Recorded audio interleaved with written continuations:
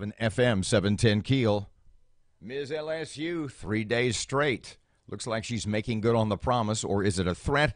Erin has local news, and it's up next. 1,900 prisoners plus to be released today. We'll have more on that. The new aquarium is opening for business. We'll talk about that, too.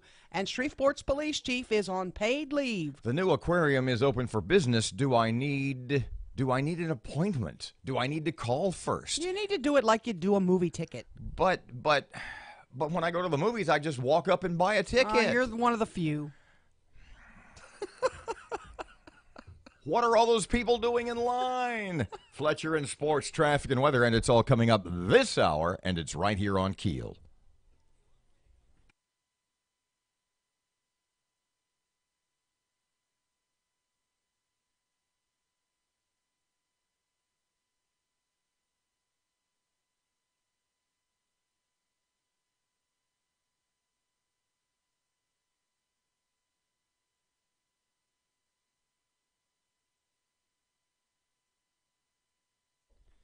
Two Arlington police officers.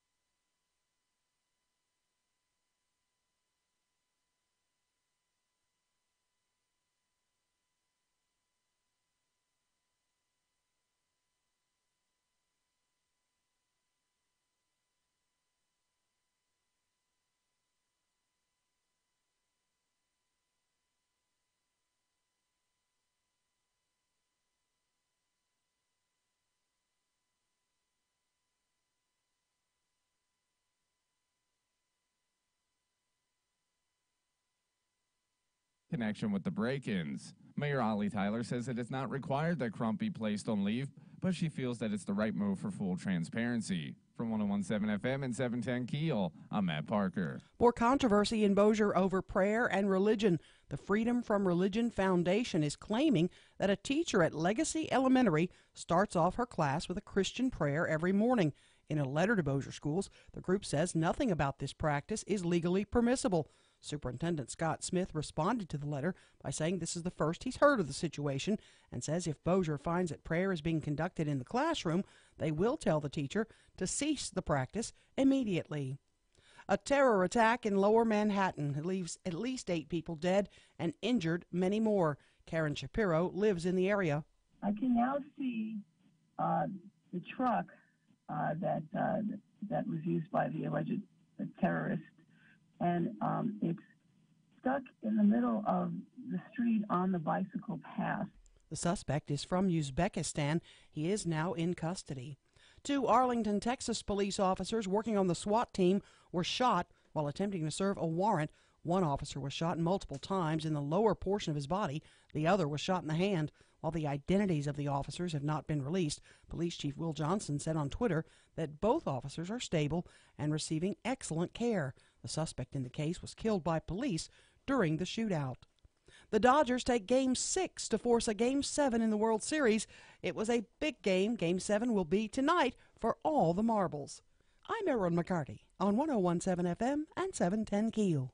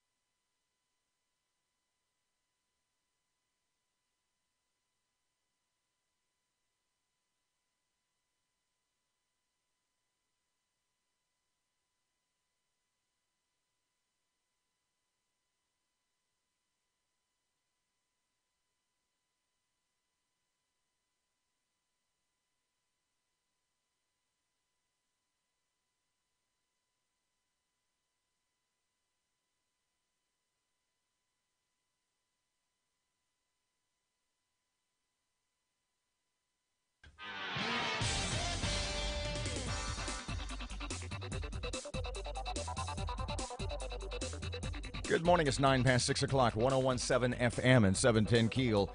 A little damp this morning, similar to myself. We'll explain, but stop it. In the meantime, here's Ruben. It is the best time of day to get where you're going because everything is all clear for your early morning drive to work or school. But look out later on this morning for some traffic delays on Linwood Avenue near Mount Zion Road due to construction. Look out in these wet road conditions, and if you have anything to report to us, let us know at our Planet Fitness traffic hotline. That's 687-ROAD. Your AccuWeather.com forecast, rather cloudy and warmer today. Rain and a thunderstorm this morning, followed by a brief shower this afternoon, high 77. With your AccuWeather.com forecast, I'm meteorologist Heather Zayer.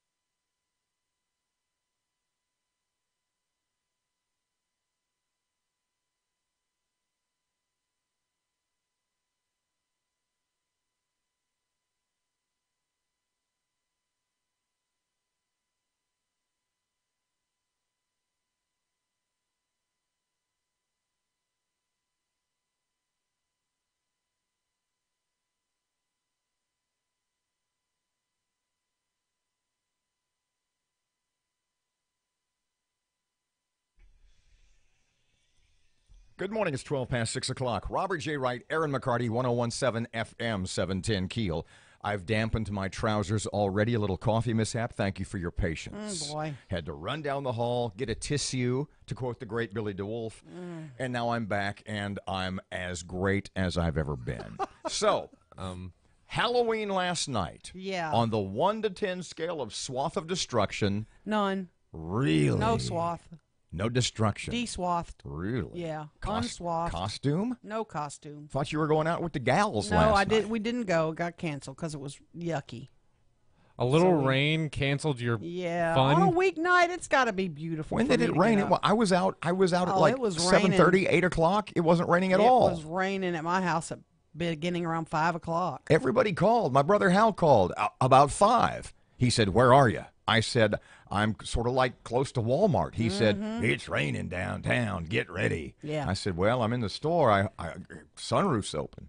Rain roof, I It guess." was raining. But nope, nothing. It was So raining. what did you do? Halloween. You sat here yesterday and chastised me for being not a loser. For not being a big Halloween guy. For being a loser, And which I you said are. yesterday, I said Halloween, if Halloween really is about costumes, I've never really been into costumes. I don't like scary movies. I don't like anything because I'm a negative Nancy and an angry old man. And then if it's about candy, I've always had availability. I've never been candy starved like some little kids. My dad was a big candy guy, so it was always downstairs. Like I said yesterday, why go next door to the neighbors to get candy? Why have fun when I can go to the fridge? Yeah. When That's my so point stupid. exactly. So stupid. It's cold. Halloween's fun. You It's moron. cold. It's raining. Last night, you are the perfect example of why my dad was right about Halloween.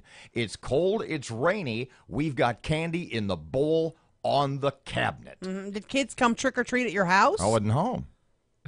Where were you? You don't need to know. Who's asking questions? You taking a poll? Thought you didn't. It didn't do Halloween. So what are you? Are you at church on Halloween or something? He wasn't at church. Who are you Matt people? jumped quick with that one. Suddenly, you people are into my life. 5 days a week, we sit in here for 3 hours, and you could give a rip about my life. All of a sudden, it's Halloween. Well, I went out last night for a little bit. Oh, really? What did you do? Who did you see? Who were you with? What were you doing? It's none of your business what I was doing. Who I was Did with. you have a big party night last night No, I fell asleep in the parking lot. in your Batman costume? What is the deal with Chief Crump? Okay. Because I see, tell me the details, tell me the facts, because what I see from policemen is that this is standard operating procedure.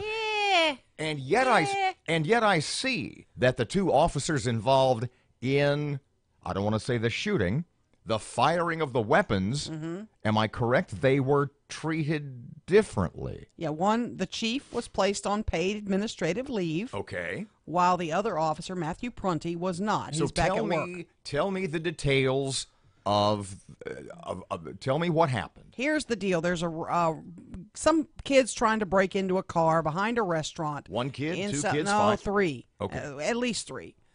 The owner of the car comes out and sees it, and he fires his weapon at one of the kids, hitting him in the head. That teenager has since died, a 17-year-old. The other two take Now, off running. Were these? Well, go ahead. I'm sorry. The other two take off running. Well, the police chief, Alan Crump, and Matthew Prunty apparently were responding to the area from the initial call and see the kids running and give chase. And during the incident, apparently fired their service revolvers at those kids who were running off. And neither of the kids was hit, but they both have been caught by police. Now, no one was injured. The mayor issued a statement saying, quote, "Our police chief demonstrated his willingness to actively take part in combating crime and putting his life on the line alongside his fellow officers. Policy does not require officers to be placed on departmental leave under such circumstances. However, because he's the head of this department, it is appropriate to take this action to allow for a full and thorough investigation." Bill Gooden, who's the deputy chief, he's in charge of the department during this period. So how long does this investigation, I guess? I had a conversation with Michael Carter, and I can share what I had, my conversation Police with union him. boss. Yes, he's the head of the police union, and I asked him, what is the procedure? And he said, procedure is the paid leave, if someone is hit or killed by a bullet that an officer fires. That it's not necessary that they be put on leave just for firing their weapon. So pardon me, the And chief. he did not want to pile on the chief. He said, we need to hold our judgment right now because in the heat of the moment, we really don't know what happened. Did one of those kids turn with a gun toward them? because we know that one of them was armed. We're not sure which one. But one of them did have a gun.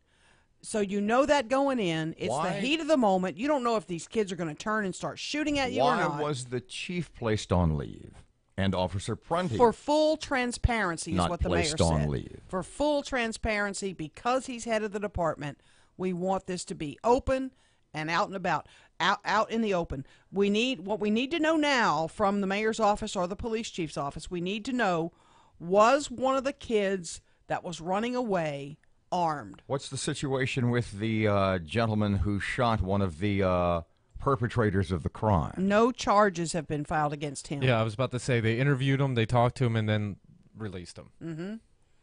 You know, he apparently he did see a gun, is what I was told. Mm-hmm. He saw a gun that one of the kids had. You know, I'm not sure. You know, my first response to this, and I know my knee-jerk reaction was, you can't shoot at kids running away. You know, you just can't. But Michael Carter helped clear that up for me. He said, Erin, you need to take a step back. What if during the chase, you know, one of them did wield, you know, and turn toward him, you know, with the gun? What if something happened like that? We don't know in the heat of the moment what happened. You look like you looked as though you had a thought. Oh, no. I was just going to, nothing about this. It's a situation, and there is some video I've seen of showing part of the chase, and all you see is the kid running, one of the teens apparently running away. Both of those other teens are now in custody, and they're questioning them. You know, we shall see. Also spoke with Councilman Jerry Bowman again yesterday about this, and he was going to update me with anything he knew. So far, nothing new from his office This or may from him. seem odd. Did I ask out loud what's the time frame on this, or did I just think it? Yeah, it's typically 72 hours, but it could be longer. It depends on how long it takes for the investigation. 19 past 6 o'clock, 101.7 FM, 710 Keel traffic time. Right now, here's Ruben on Keel. It is the best time of day to get where you're going because everything is all clear for your early morning drive to work or school. But look out later on this morning for some traffic delays on Linwood Avenue near Mount Zion Road due to construction. Look out in these wet road conditions, and if you have anything to report to us, let us know at our Planet Fitness traffic hotline. That's 687-ROAD. Your AccuWeather.com forecast, rather cloudy and warmer today. Rain and a thunderstorm this morning, followed by a brief shower this afternoon, high 77. With your AccuWeather.com forecast, I'm meteorologist Heather Zayer.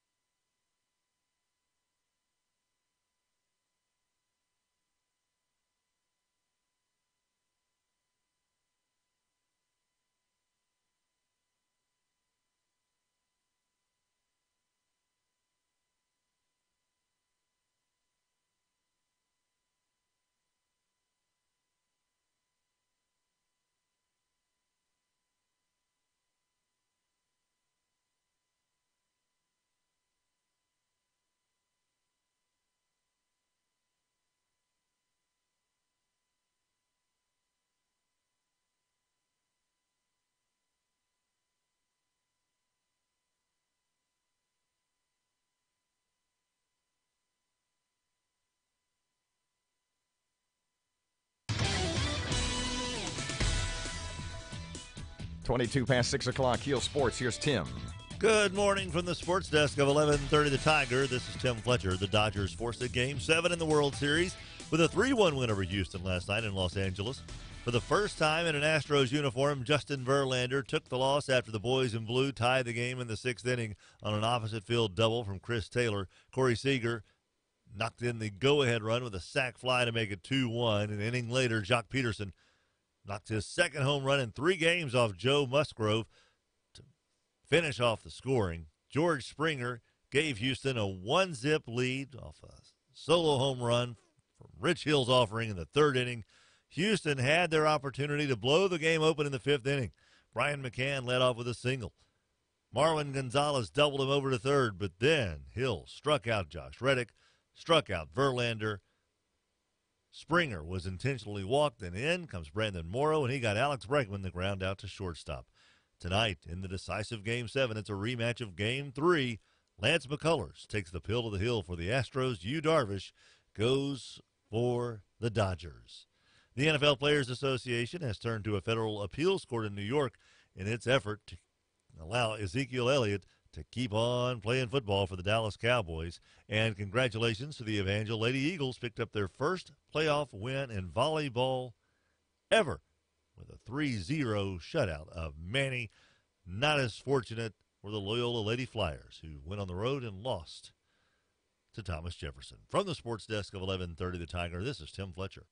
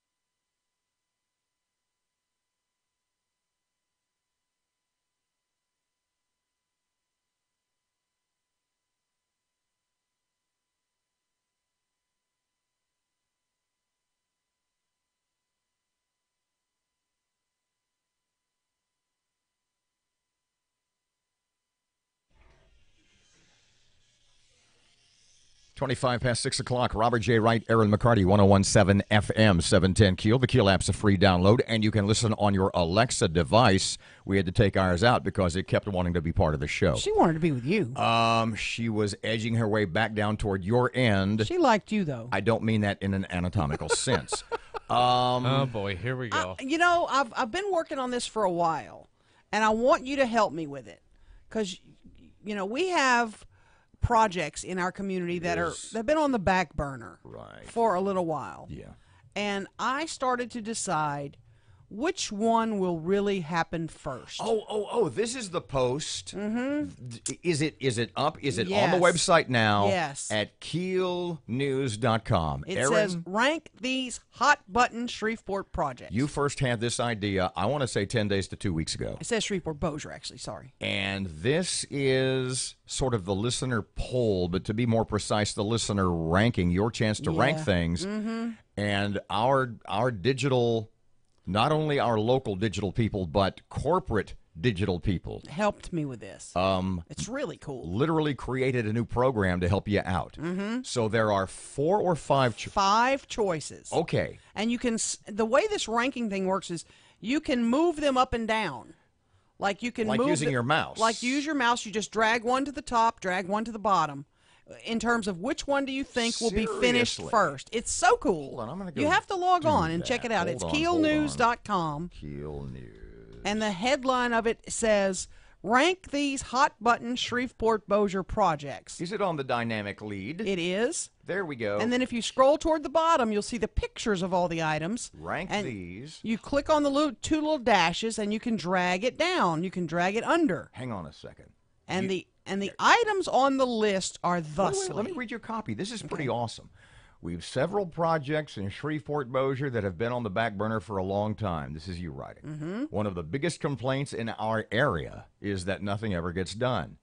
Now, a few of these may never happen, but we can hope. So we started thinking about which ones would happen first. And then there's, you mention them all. Mm-hmm. And in no particular order, you list the following projects and or undertakings. Mm-hmm. Elio Motors will start building cars in the old GM plant. I'm going to drag that toward the bottom. Let's see, you just drag it down. Confederate Monument will be moved from the courthouse grounds. Right. I'm going to leave that at the top, I think. A new Jimmy Davis Bridge will be built. Yeah, I'm going to put that what ahead did of we say? Elio. You'll never drive your new Elio over the new exactly. Jimmy Davis Bridge. Cross Bayou Park will be built in downtown Shreveport. I'm going to drag that ahead of Elio. Okay. And I-49 through the inner city will be built. This is awesome. I'm going to drag that ahead of Elio. You just left click.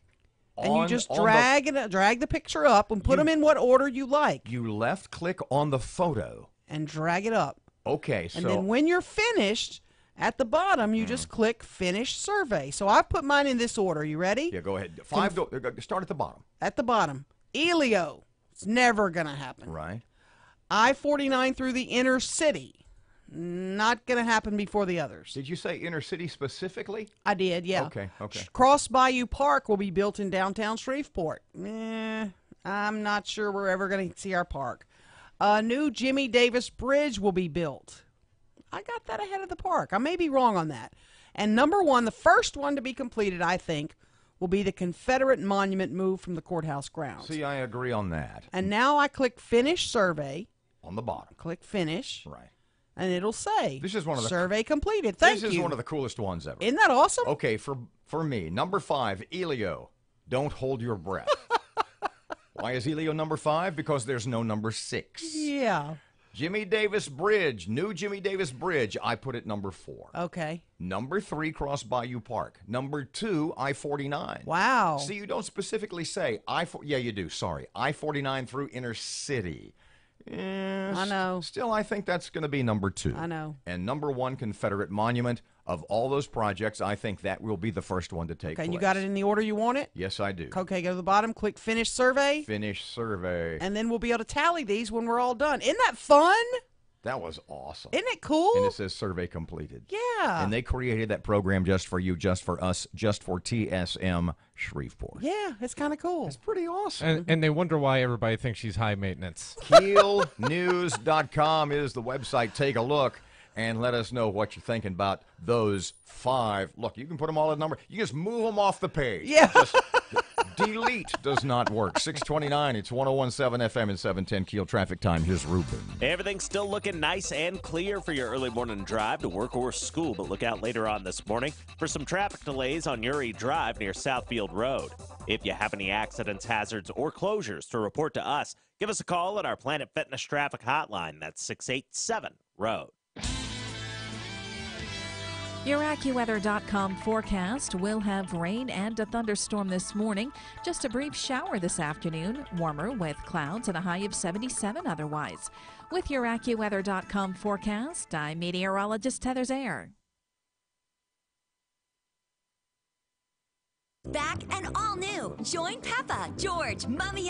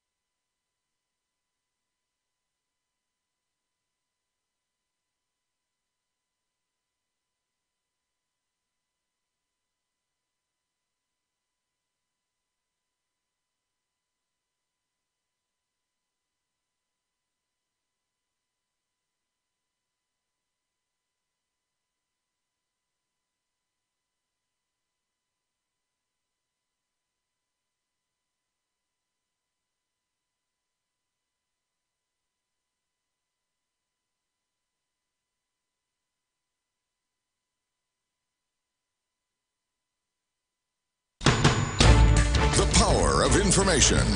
KEEL News now. The lone man eyed as the perpetrator of the New York bike path attack that left 8 people dead was a native of Uzbekistan who drove trucks. He also drove for Uber.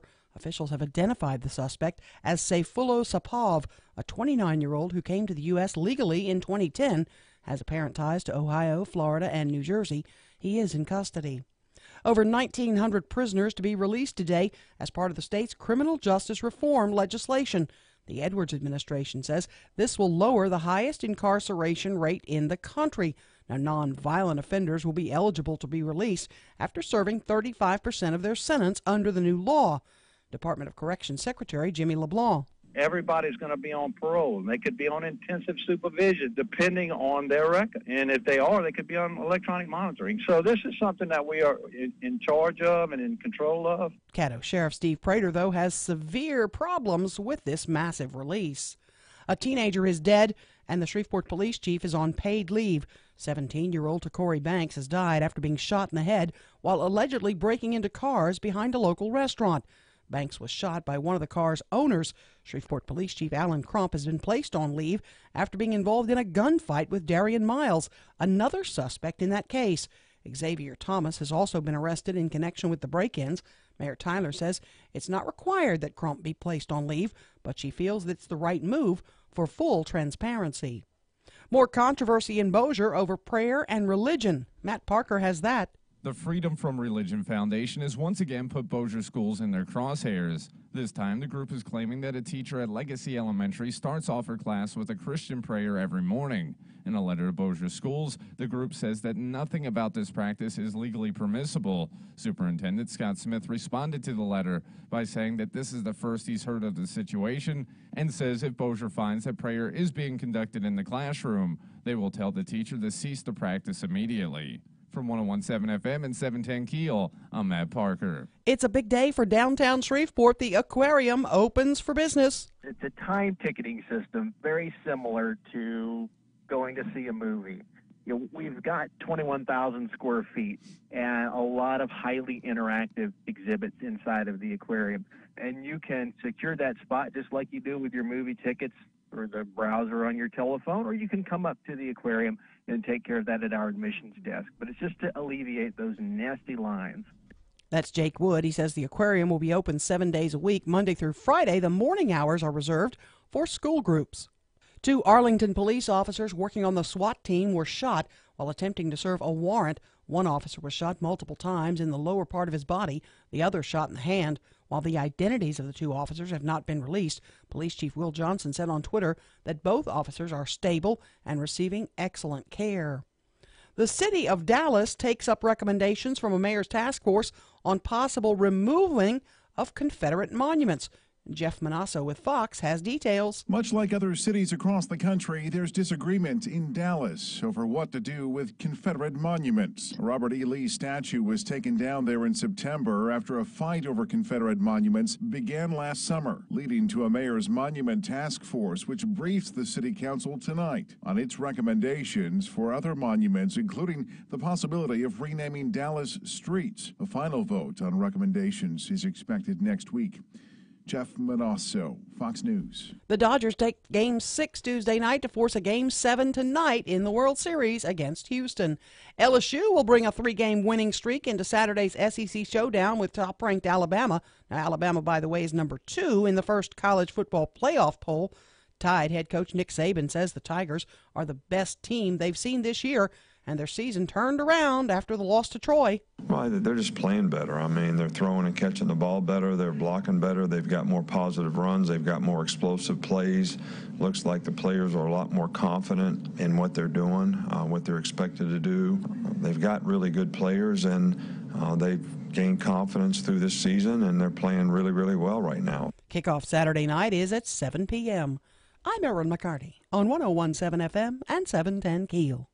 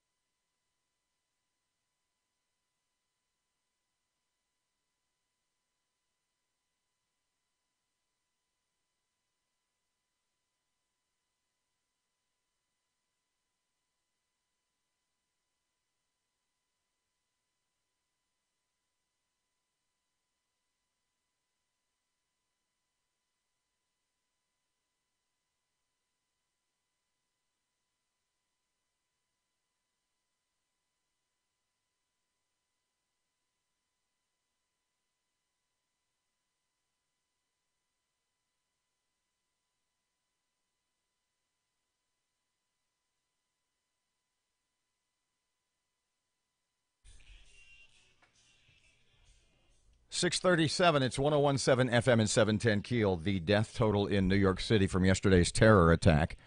The fellow from Uzbekistan, Allahu Akbar, he was shouting when he got out of the car after killing 8 people. Is it still at 8? It's at 8, yeah. It's at 8. Okay, we'll talk about that just a bit more. Although nobody, it's being New York City, the police will want to do stuff, and Mayor de Blasio will call them racist, as he's done before, because, we don't want to paint with a broad brush. 639, it's 1017 FM and 710 Keel. On the guest list today, did I see Secretary of Treasury? Well, Treasurer candidate John Schroeder. Is that this morning? That may be today. Yeah, I'll have to look at my book. Is today November 1st? It is, yeah. And is today the first day of November?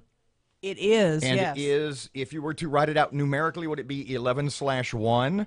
11/01/17. Okay, then in the 4 emails you sent already today, he's on this morning. Well, good. And we have Sheriff Steve Prater joining us just after 7 on the massive release of inmates. Can't wait to hear about that. 639, 1017 FM and 710 Keel traffic update. Here's Ruben. It is the best time of day to get where you're going because everything is all clear for your early morning drive to work or school. But look out later on this morning for some traffic delays on Linwood Avenue near Mount Zion Road due to construction. Look out in these wet road conditions, and if you have anything to report to us, let us know at our Planet Fitness traffic hotline. That's 687-ROAD.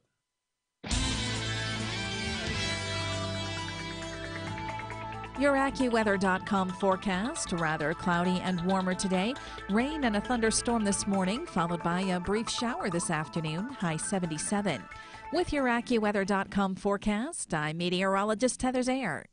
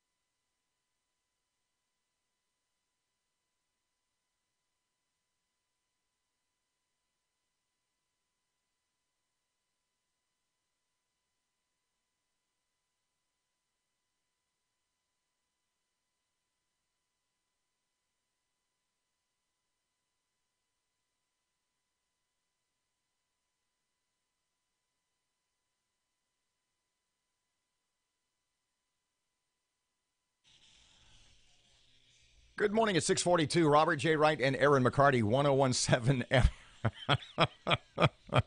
Y'all just leave my little self alone. Wait a second. High maintenance. Robert J. Wright, Erin McCarty, 1017 FM, 710 Keel. Yes, Treasury Secretary candidate John Schroeder this morning at 8:40. This, of course, based on the 11 emails you had sent and had no recollection. Well, I send the emails so you'll remember. And I appreciate that. I wrote him in my book. And so this is for my own good. I just lost my book. You're teaching me discipline, and I certainly appreciate it. Okay. Have you seen, well, did you watch the World Series game last night? Of course I did. I did not. Well, a little bit when I was out with my brother. Yeah, I watched it. It was a pitching duel for a while. By the way, it was not the golf balls, brother. I had a lot of people ask me about that. What? The golf balls story. Oh, yeah. Don't retell that. Yeah. You don't think so? Yeah. Yeah, probably not. Probably not. But you let it go the first time. He was supposed to hit the button. He didn't hit the button. No. You made the, But he hit it anyway, and it was too late. No, you made the managerial call. I know. I think I should tell the story again. Oh, boy. And if you missed the story the other morning, okay, what I'm about to tell you, look, you can, if you'd like to just relive the entire incident to the point that you can, at the end of the story, have Matt hit the dump button. If you're listening via terrestrial signal, AM or FM, 710 AM, 1017 FM, we are on 7-second delay because you just never know what a cattle commissioner might say. If you're watching on the video stream or listening via digital There is no 7-second delay because those two delivery systems, if you will, do not come under the aegis or the control of the FCC. I wonder how that works on Alexa. Let's see. Is it digital? I think so, but I'm not sure. I would be willing to bet there is no delay. So I said, now, in addition to being an awesome plus 2-decade radio partner, Erin McCarty is also the program manager for KEEL. And I said to you the other day, I'm going to tell the story.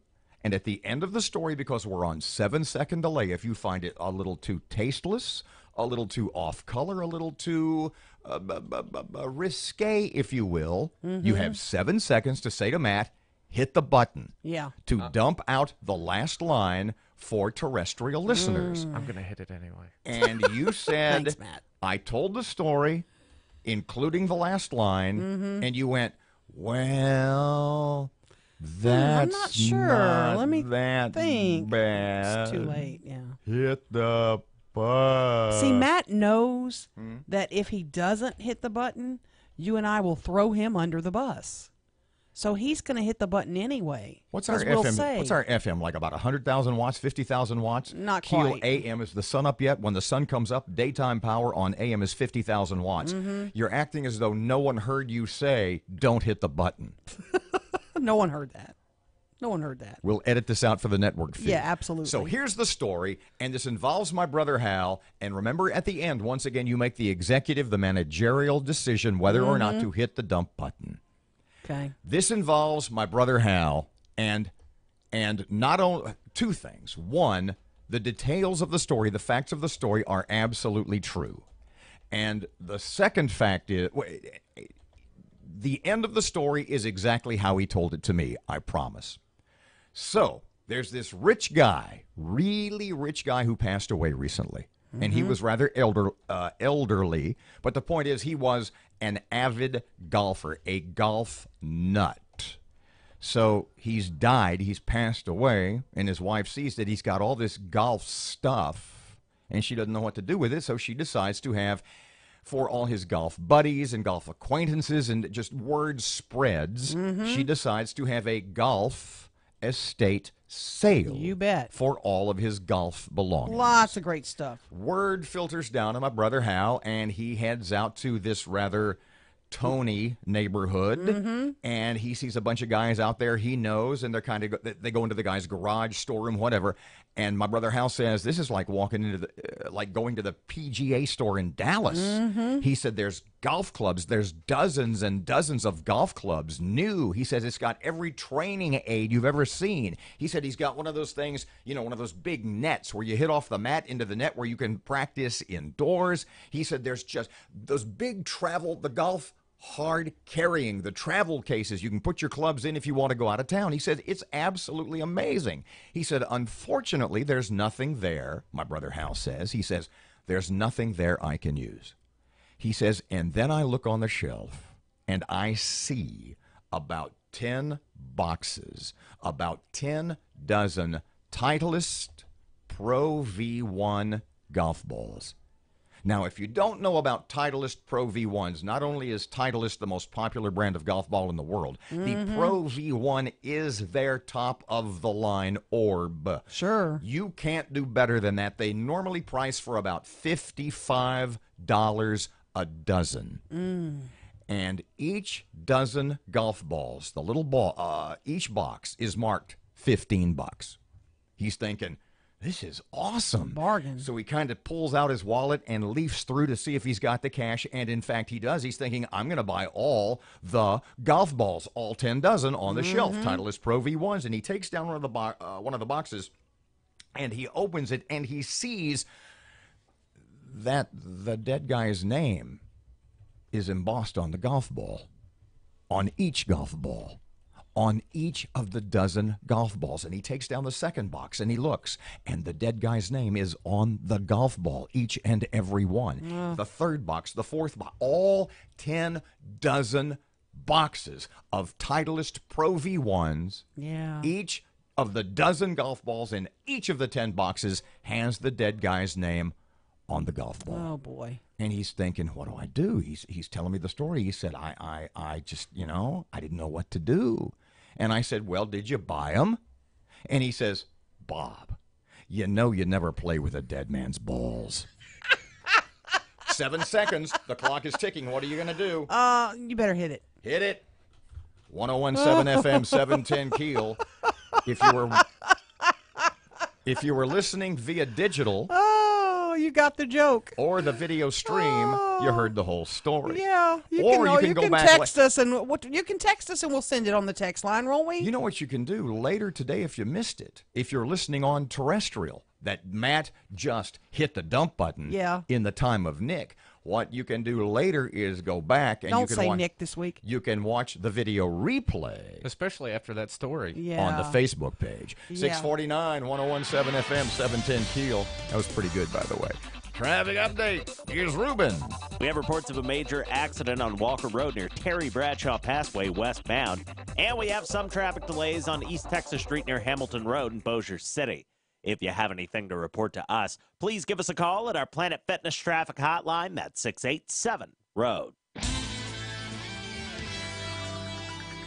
Your AccuWeather.com forecast will have rain and a thunderstorm this morning. Just a brief shower this afternoon. Warmer with clouds and a high of 77 otherwise. With your AccuWeather.com forecast, I'm meteorologist Heather Zayer.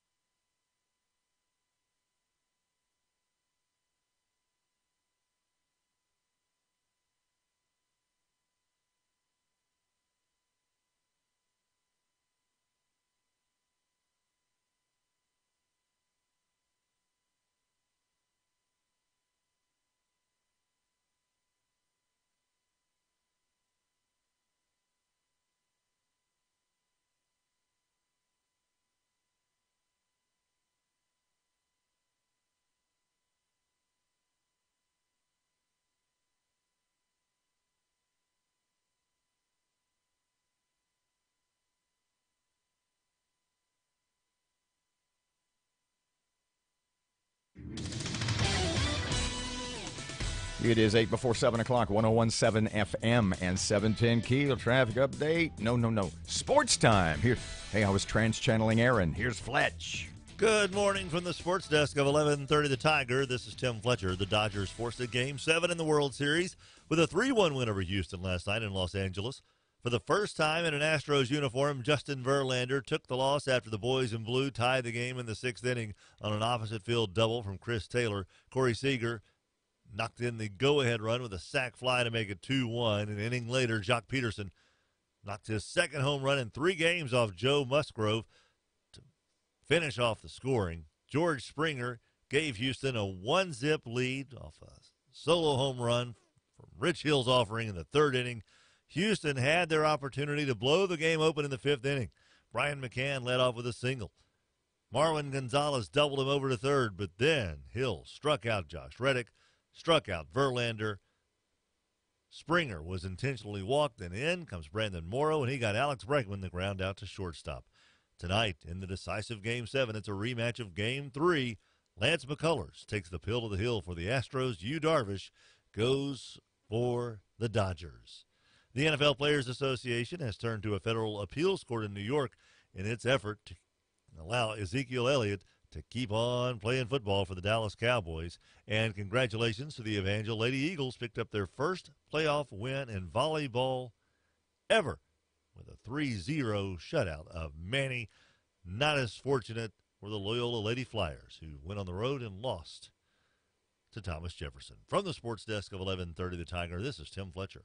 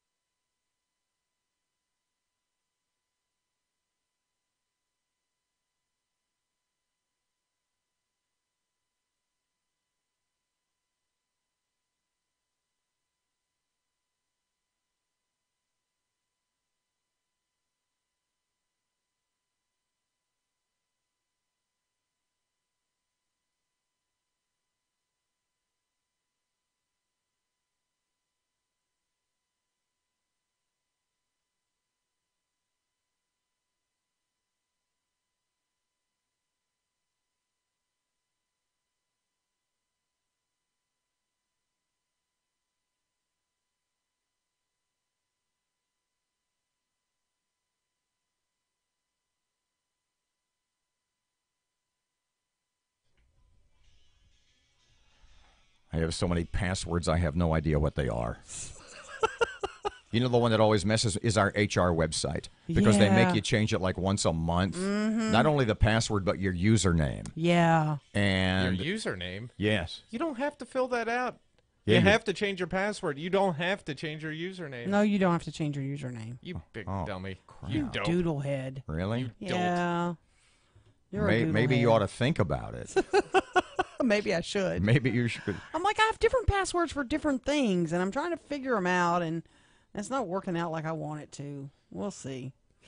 Oh, usually I write them all down. As so long as I'll you're go using, look. yeah, that's a good idea too. Well, actually, they tell you to do that. I know. Unfortunately, she puts them in the glove box in her car, and she leaves it unlocked. With the keys in it. With the keys in it, yeah. Uh-huh. That The could only. title and the deed. Yeah, exactly. Thief's got all my passwords. 6:56. Here's Rush on Keel. Well, folks, the scandal that has enveloped Hollywood took another turn this week. Star Trek actor Anthony Rapp, now 46, accused fellow actor Kevin Spacey of sexually harassing him in 1986 when he was 14. Now, Spacey immediately apologized for what he said would have been deeply inappropriate drunken behavior, and then Spacey set off another firestorm when he used the apology to declare he chooses to live life as a gay man. Oh, it's a choice now?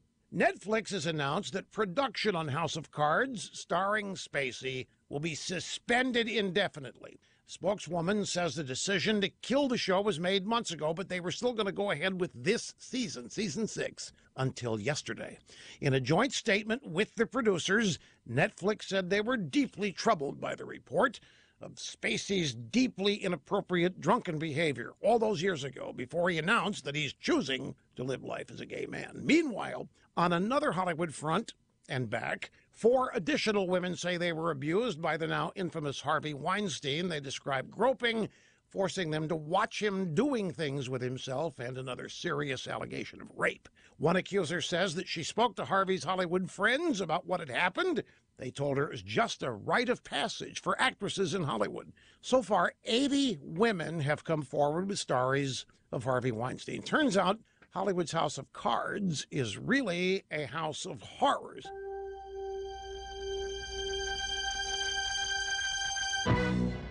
They may not be your ordinary political pundits, but these days, that's a good thing. These mamas make sense. Terry Netterville and Denise Arthur. Listen to Mama on American Ground Radio. Weeknights from 6 to 7 p.m. Right here on 101.7 FM and 710 KEEL. And streaming live at KEELnews.com. It is 6:59, 101.7 FM, 710 KEEL, and the KEEL app's a free download. Traffic time. How's about Ruben? Still keeping an eye on that major accident on Walker Road near Terry Bradshaw Passway westbound. And we're starting to see some backed up traffic on I-220 westbound near North Market due to construction. If you have anything to report to us, let us know at our Planet Fitness traffic hotline. That's 687-ROAD.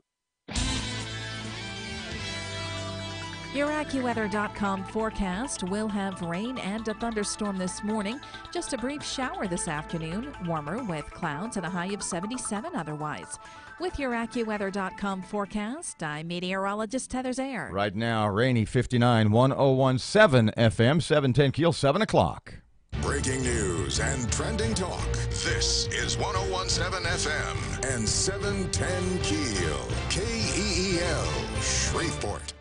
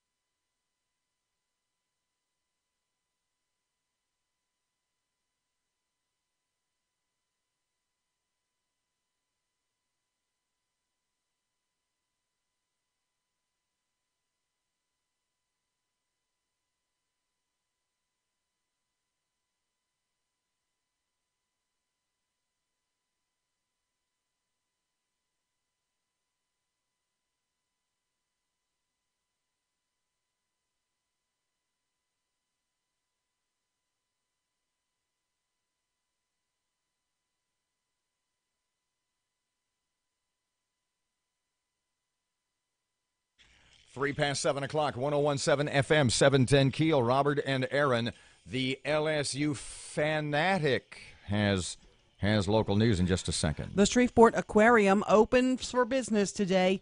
The teenager is dead, and Shreveport's police chief is on paid leave. One city councilman says it might be time for the chief to go. And, of course, we'll have the latest on the terror attack in Manhattan. Prison release today. Sheriff Steve Prater,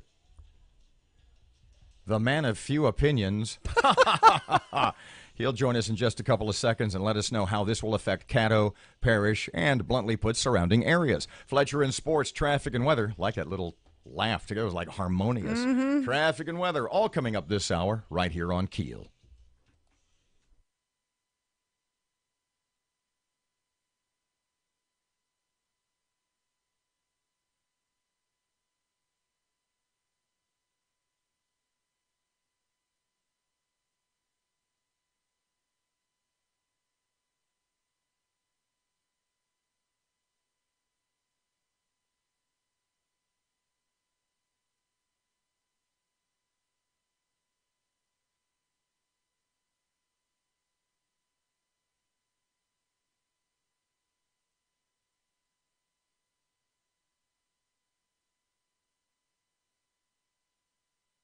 So you'll pay us.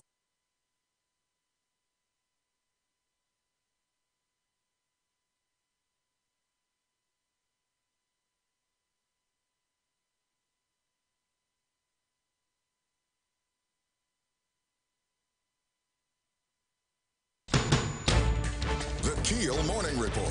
Now on 101.7 FM and 710 KEEL. The Shreveport Aquarium opens for business today. It's best to buy your ticket for a certain time slot ahead of time. We're only admitting a certain amount of people every 30 minutes inside. Once you're inside, you can stay as long as you'd like. But we have that metering where we're allowing only that certain amount of people to go in, where you're not just kind of crammed in there like sardines. Jake Wood says the aquarium will be open 7 days a week, but the morning hours on weekdays are reserved for school groups. Over 1,900 prisoners will be released today as part of the state's criminal justice reform legislation. Corrections Secretary Jimmy LeBlanc says many parish jail inmates are released without additional education or skills. He says this reform will help in that regard as programs will be put into place to help released inmates stay out of jail. Upgrading our resources in our prison system and vocational training, educational services, the things that need attention. It's estimated the new program will save the state $262 million over 10 years. One teenager is dead, and Shreveport's police chief is on paid leave. 17-year-old Takori Banks has died after being shot in the head while allegedly breaking into cars behind a Shreveport restaurant. Banks was shot by one of the car's owners. Shreveport Police Chief Alan Crump has been placed on paid leave after he was involved in a gunfight with Darian Miles, another suspect in that case. Xavier Thomas has also been arrested in connection with the break-ins. Mayor Tyler says that's not required that Crump be placed on leave, but she feels it's the right move for full transparency. Now, before this happened, we spoke with City Councilman Jerry Bowman and asked him if the mayor should fire the chief. I think the mayor should put some more fire under the chief or fire the new chief. Bowman says the public is not confident in the chief. He says that has to change. More controversy in Bossier over prayer and religion. The Freedom from Religion Foundation is claiming a teacher at Legacy Elementary starts off her class with a Christian prayer every morning. In a letter to Bossier schools, the group says nothing about this practice is legally permissible. Superintendent Scott Smith responded to the letter by saying this is the first he's heard of the situation and says if Bossier finds that prayer is being conducted in the classroom, they will let the teacher know she must cease the practice immediately. A terror attack in Lower Manhattan leaves at least 8 people dead and many more injured. Karen Shapiro, who lives in the area, telling Fox News Radio that the vehicle used in the attack is still there. Further down the street, right under me, across the street, directly across the street from Stuyvesant High School, is the school bus that it smashed into, and the doors are open on that. The suspect is in custody. 2 Texas police officers shot during an arrest attempt. Matt Parker with that. 2 Arlington police officers working on the SWAT team were shot while attempting to serve a warrant Tuesday afternoon. One officer was shot multiple times in the lower portion of his body. The other was shot in the hand. While the identities of the 2 officers have not been released, Police Chief Will Johnson said on Twitter that both officers are stable and receiving excellent care. The suspect in the case was killed by police during the shootout. From 101.7 FM and 710 KEEL, I'm Matt Parker. LSU brings a 3-game winning streak into Saturday's showdown with Alabama. Crimson Tide head coach Nick Saban says his players need to be ready for a physical game on Saturday. When you have the right kind of mental intensity, your energy's good, your focus is good, your preparation is good, you go into the game with a lot of confidence, and you have the right mindset to be physical. I think all those things are really important in a game like this, and for the players who have been here and played in this game before, they should really understand that. Kickoff is at 7 p.m. The World Series tied at 3 games apiece. Game 7 is tonight. I'm Erin McCarty on 101.7 FM and 710 KEEL.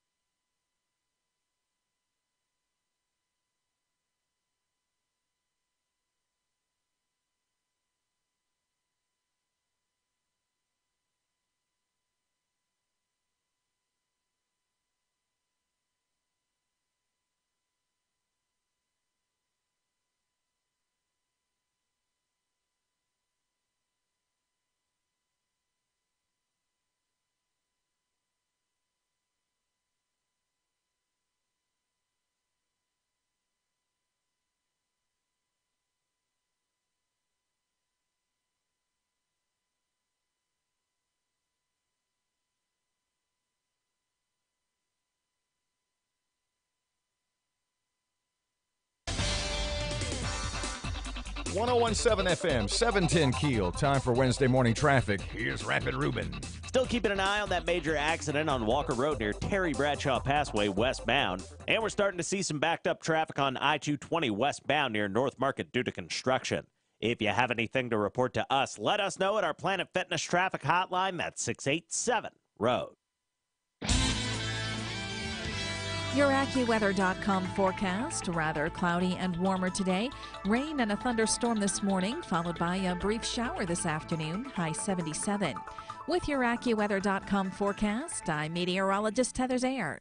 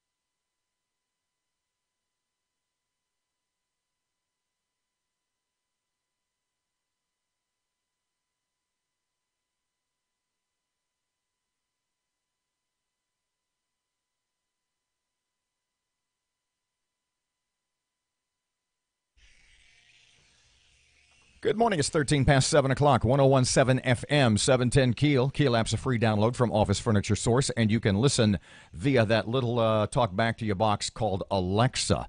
We are efforting to track down Caddo Parish Sheriff Steve Prater. Today's Today's a big day in the Arklatex. Dang, Skippy. Tell me about that. What's going on, and what's the deal? How many prisoners? Today is the first day.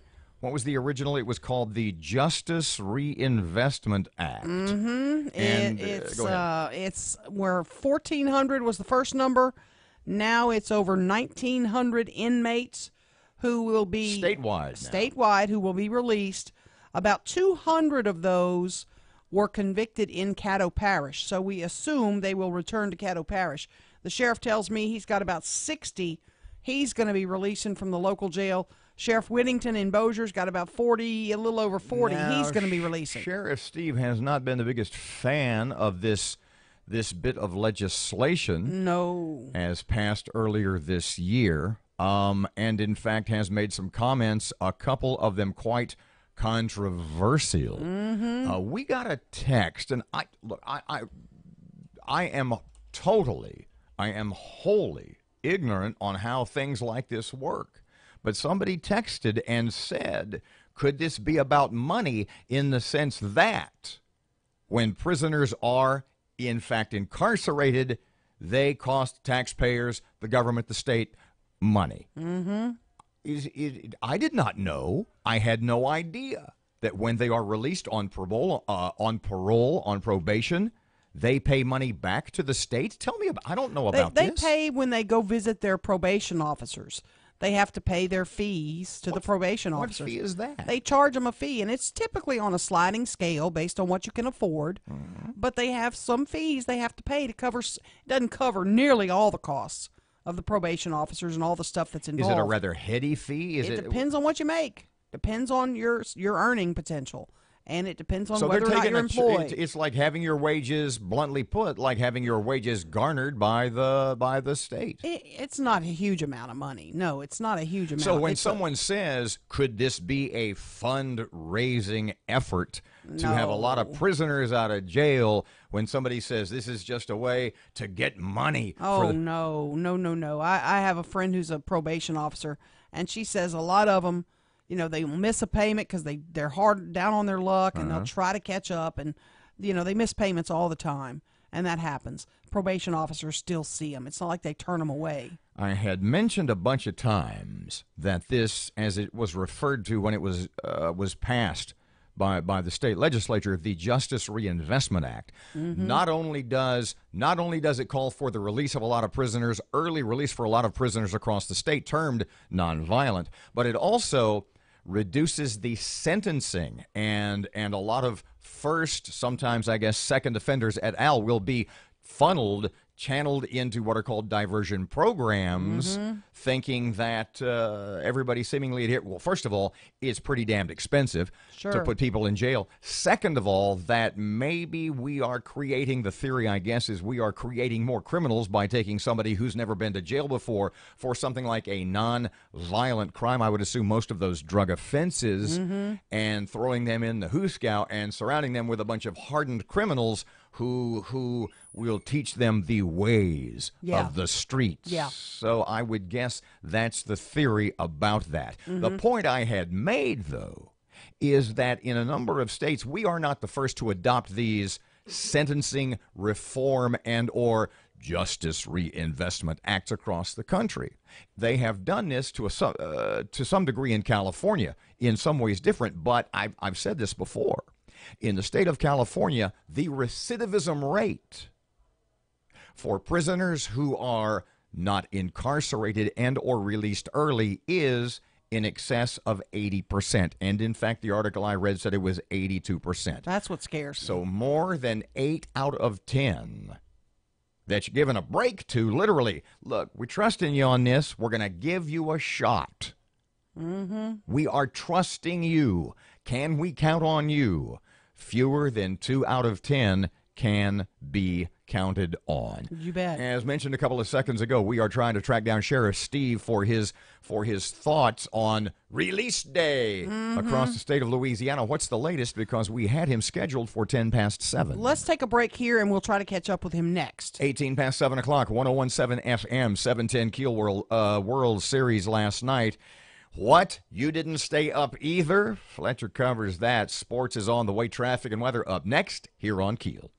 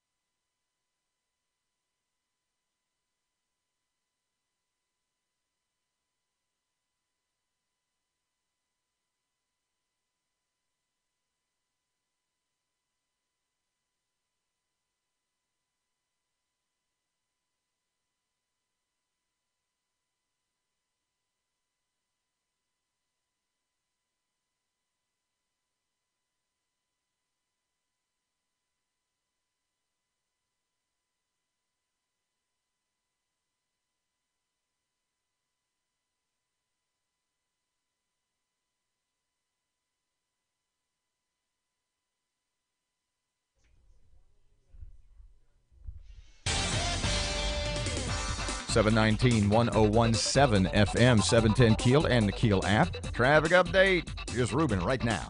We have reports of a major accident on I-49 North near Kings Highway. And we're looking at some traffic delays on Benton Road, just north of Brownlee Road in Bossier City. If you have anything to report to us, please give us a call at our Planet Fitness traffic hotline. That's 687-ROAD. Your AccuWeather.com forecast will have rain and a thunderstorm this morning. Just a brief shower this afternoon. Warmer with clouds and a high of 77 otherwise. With your AccuWeather.com forecast, I'm meteorologist Heather Zayer. 20 past 7 o'clock. World Series last night. Fletch has details on Keel. Good morning from the sports desk of 1130 The Tiger. This is Tim Fletcher. The Dodgers forced a Game 7 in the World Series with a 3-1 win over Houston last night in Los Angeles. For the first time in an Astros uniform, Justin Verlander took the loss after the boys in blue tied the game in the 6th inning on an opposite field double from Chris Taylor. Corey Seager knocked in the go-ahead run with a sac fly to make it 2-1. An inning later, Jock Peterson knocked his second home run in 3 games off Joe Musgrove to finish off the scoring. George Springer gave Houston a 1-zip lead off a solo home run from Rich Hill's offering in the 3rd inning. Houston had their opportunity to blow the game open in the 5th inning. Brian McCann led off with a single. Marwin Gonzalez doubled him over to 3rd, but then Hill struck out Josh Reddick, struck out Verlander. Springer was intentionally walked, and in comes Brandon Morrow, and he got Alex Bregman the ground out to shortstop. Tonight, in the decisive Game 7, it's a rematch of Game 3. Lance McCullers takes the pill to the hill for the Astros. Yu Darvish goes for the Dodgers. The NFL Players Association has turned to a federal appeals court in New York in its effort to allow Ezekiel Elliott to keep on playing football for the Dallas Cowboys. And congratulations to the Evangel Lady Eagles, picked up their first playoff win in volleyball ever with a 3-0 shutout of Manny. Not as fortunate were the Loyola Lady Flyers, who went on the road and lost to Thomas Jefferson. From the sports desk of 1130 The Tiger, this is Tim Fletcher.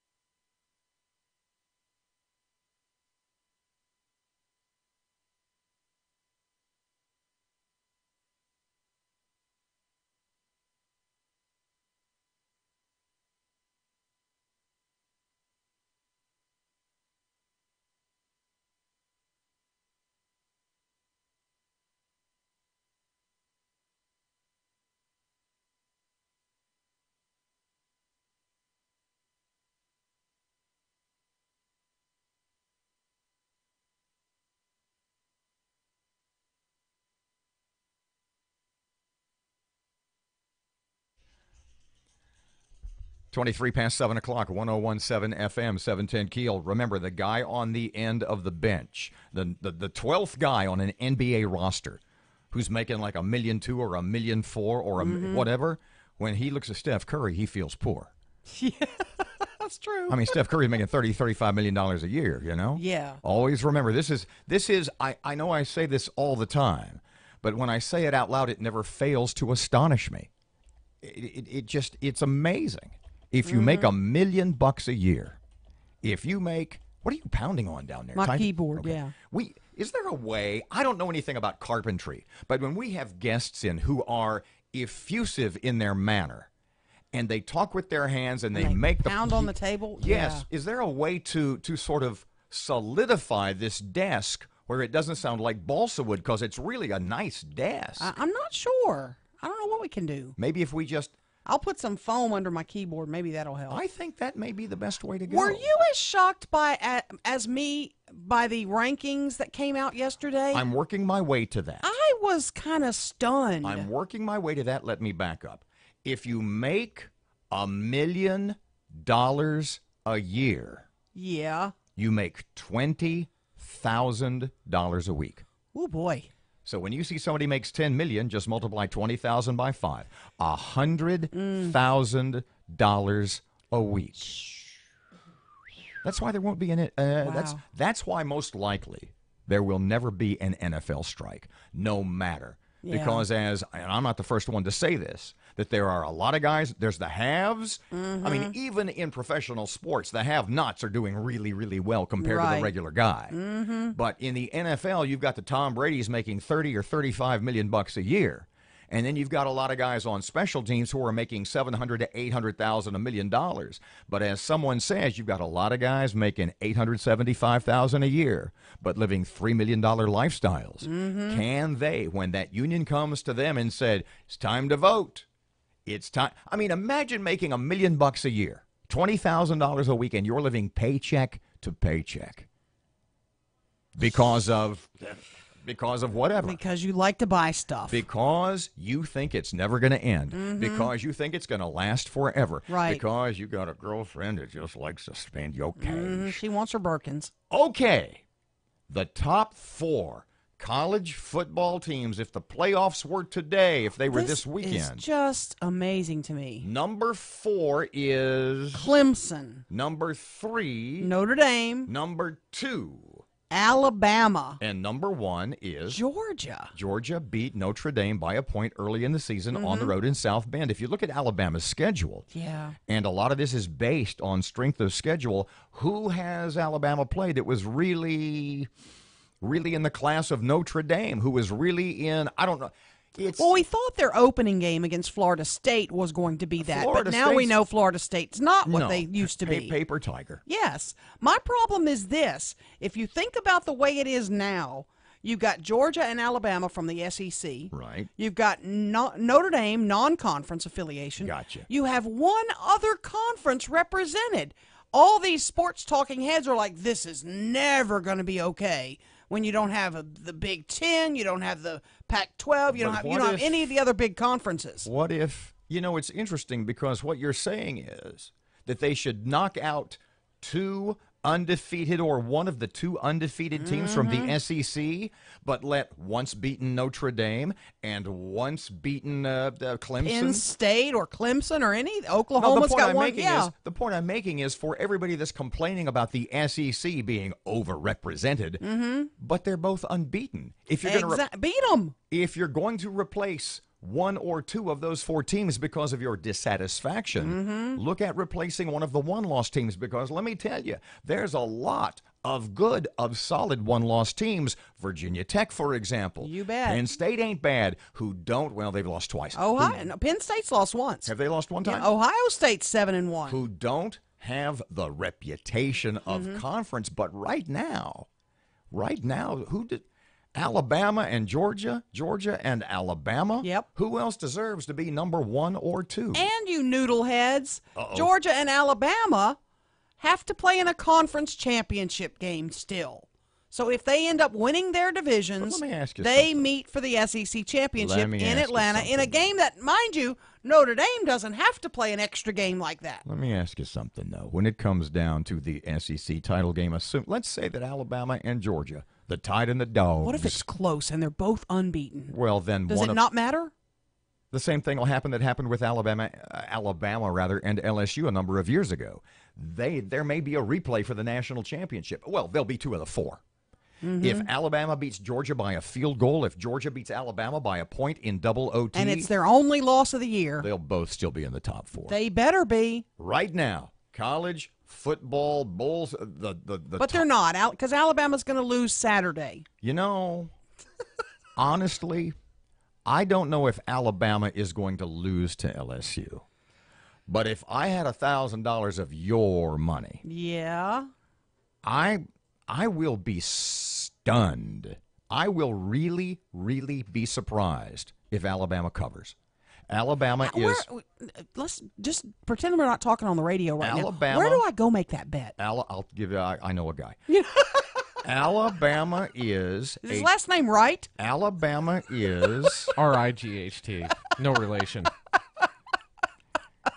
Alabama is a 21.5-point favorite.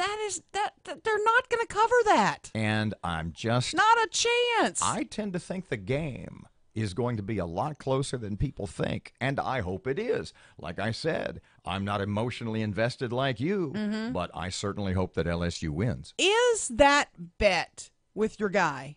The guy I know. Is that illegal? I don't know what you're talking about.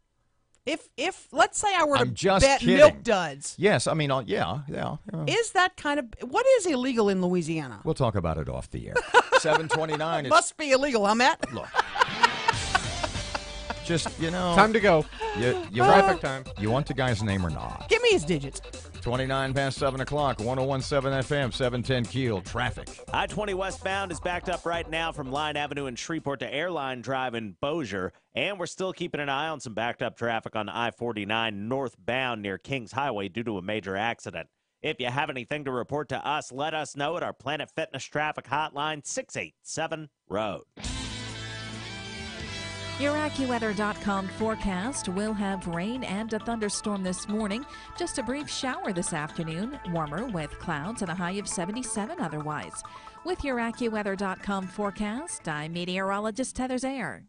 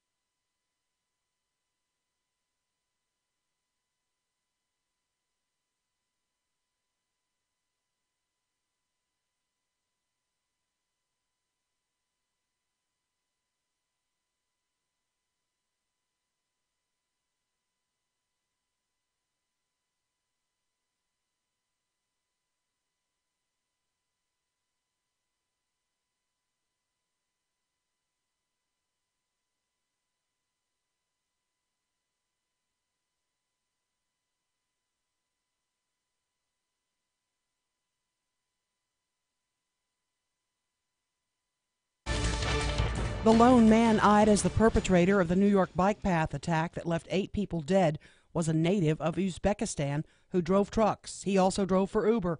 Officials have identified the suspect as Sayfullo Sapov, a 29-year-old who came to the U.S. legally in 2010, has apparent ties to Ohio, Florida, and New Jersey. He is in custody. Over 1,900 prisoners to be released today as part of the state's criminal justice reform legislation. The Edwards administration says this will lower the highest incarceration rate in the country. Now, nonviolent offenders will be eligible to be released after serving 35% of their sentence under the new law. Department of Corrections Secretary Jimmy LeBlanc. Everybody's going to be on parole, and they could be on intensive supervision depending on their record. And if they are, they could be on electronic monitoring. So this is something that we are in charge of and in control of. Caddo Sheriff Steve Prater, though, has severe problems with this massive release. A teenager is dead, and the Shreveport police chief is on paid leave. 17-year-old Takori Banks has died after being shot in the head while allegedly breaking into cars behind a local restaurant. Banks was shot by one of the car's owners. Shreveport Police Chief Alan Crump has been placed on leave after being involved in a gunfight with Darian Miles, another suspect in that case. Xavier Thomas has also been arrested in connection with the break-ins. Mayor Tyler says it's not required that Crump be placed on leave, but she feels that it's the right move for full transparency. More controversy in Bossier over prayer and religion. Matt Parker has that. The Freedom from Religion Foundation has once again put Bossier schools in their crosshairs. This time, the group is claiming that a teacher at Legacy Elementary starts off her class with a Christian prayer every morning. In a letter to Bossier schools, the group says that nothing about this practice is legally permissible. Superintendent Scott Smith responded to the letter by saying that this is the first he's heard of the situation and says if Bossier finds that prayer is being conducted in the classroom, they will tell the teacher to cease the practice immediately. From 101.7 FM and 710 Keel, I'm Matt Parker. It's a big day for downtown Shreveport. The aquarium opens for business. It's a time ticketing system, very similar to going to see a movie. We've got 21,000 square feet and a lot of highly interactive exhibits inside of the aquarium. And you can secure that spot just like you do with your movie tickets or the browser on your telephone, or you can come up to the aquarium and take care of that at our admissions desk. But it's just to alleviate those nasty lines. That's Jake Wood. He says the aquarium will be open 7 days a week, Monday through Friday. The morning hours are reserved for school groups. 2 Arlington police officers working on the SWAT team were shot while attempting to serve a warrant. One officer was shot multiple times in the lower part of his body, the other shot in the hand. While the identities of the 2 officers have not been released, Police Chief Will Johnson said on Twitter that both officers are stable and receiving excellent care. The city of Dallas takes up recommendations from a mayor's task force on possible removing of Confederate monuments. Jeff Manasso with Fox has details. Much like other cities across the country, there's disagreement in Dallas over what to do with Confederate monuments. A Robert E. Lee statue was taken down there in September after a fight over Confederate monuments began last summer, leading to a mayor's monument task force, which briefs the city council tonight on its recommendations for other monuments, including the possibility of renaming Dallas streets. A final vote on recommendations is expected next week.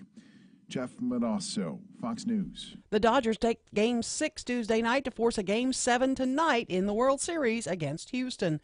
LSU will bring a 3-game winning streak into Saturday's SEC showdown with top-ranked Alabama. Now, Alabama, by the way, is number 2 in the first college football playoff poll. Tide head coach Nick Saban says the Tigers are the best team they've seen this year, and their season turned around after the loss to Troy. Well, they're just playing better. I mean, they're throwing and catching the ball better. They're blocking better. They've got more positive runs. They've got more explosive plays.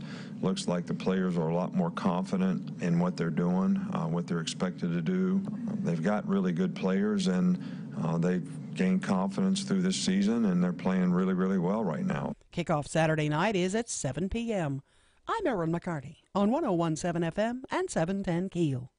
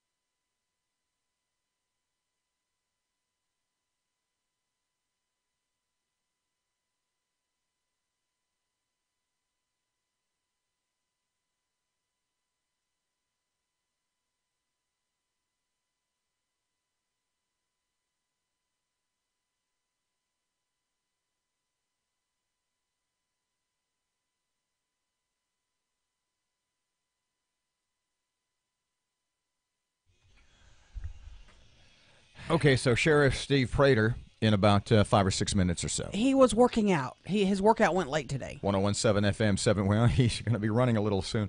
101.7 FM and 710 Keel. Robert J. Wright and Erin McCarty. Keel app presented by Office Furniture Source, a free download. What have you guys, not that I eat any licorice ever.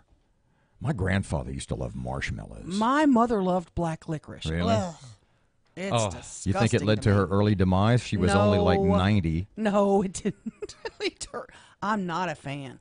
I like the red licorice, those Twizzlers. You like to be. I don't like black at all. Oh, I love black licorice. No. I special order the black licorice pipes with the raw licorice root in the middle. I have no idea what you're talking about. Oh God, I will pull them up for you. They are so awesome. No, that's They're all right. delightful. That's smoking stuff. That's So read your story. Too much black licorice can kill you. Yeah, apparently the FDA issues this warning every year on Halloween, hey, don't eat too much, it might kill you. Now, is this one of those, is this one of those carcinogen, when they were doing artificial sweeteners, and they would give it would be the equivalent of 150,000 Diet Dr. Peppers to a mouse? Until it's dead. Yeah, oh my God. Yeah. No, I guess we've got a problem here. Right. Apparently this isn't a scare tactic type thing. Because this isn't just from the FDA. Medical experts have been saying this for a long time. There's something in it. Glycyrrhizin. God, you got to look out for that. That's deadly. Yeah. It can cause your potassium levels in your body to fall, which can lead to abnormal heart rhythms, high blood pressure, and even lead to congestive heart failure if you eat enough. With Erin, if you want to know how much licorice one would have to consume to face a sudden and tragic demise, look on the website, KEELnews.com. Sheriff Steve is coming up just a couple of seconds away. Big prison release day today. A bunch of guys hitting the road. Well, hopefully that's just a figure of speech. Right now, traffic time. Here's Ruben on Keel. I-20 westbound is backed up right now from Line Avenue in Shreveport to Airline Drive in Bossier. And we're still keeping an eye on some backed up traffic on I-49 northbound near Kings Highway due to a major accident. If you have anything to report to us, let us know at our Planet Fitness traffic hotline, 687-ROAD. Your AccuWeather.com forecast will have rain and a thunderstorm this morning. Just a brief shower this afternoon. Warmer with clouds and a high of 77 otherwise. With your AccuWeather.com forecast, I'm meteorologist Heather Zayer.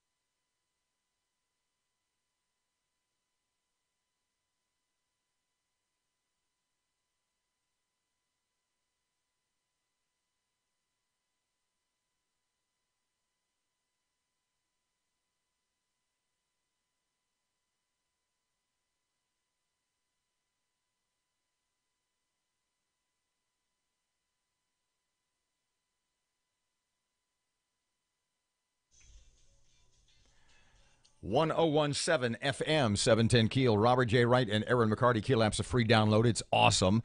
Caddo Parish Sheriff. Caddo Parish, I was up late. Caddo Parish Sheriff Steve Prater is here. Hey, Mr. Steve, how are you this morning? I'm doing fine. How are you doing? Well, today's a big day. How many? What's the final total? What's the number statewide? You said 1,900 are going to be released statewide. 1,900 early release prisoners across the state. You have been less than overjoyed at this occurrence. Yes, sir, Have you changed your opinion on this, or are you still as critical as you were, say, a couple of weeks ago? Well, I'm as critical. I've been misquoted and misinterpreted and mistaken so many different times, but I'm as concerned as I was before. Not because of a great number of them. A bunch of them maybe can do good and have the skills now to do better. But there's a number of them that are sex offenders and violent criminals that are being released early, contrary to what may be said by anyone else, or the Department of Corrections, or the state, or anyone. I mean, I can prove it. I can show it. I mean, it's even listed. They're listed on the Department of Corrections on their literature that they send as violent felon or sex offender. So anyway, that's what I've been complaining about. That and a number of other things in the law. What's going to be the impact in Caddo? I know there's about 200 in Caddo. I think you told me about 60 from your jail, but overall 200 who were convicted here who are being released, right? That's correct. We have so many prisoners that are convicted in Caddo courts that we have to ship them out to other sheriff's offices or to the state or whoever will take them. That's why I had to laugh when people said that I'm against this because it affects the money. It doesn't affect the money for us because we generate our own criminals. Mm-hmm. We convict our own. We keep as many as we need.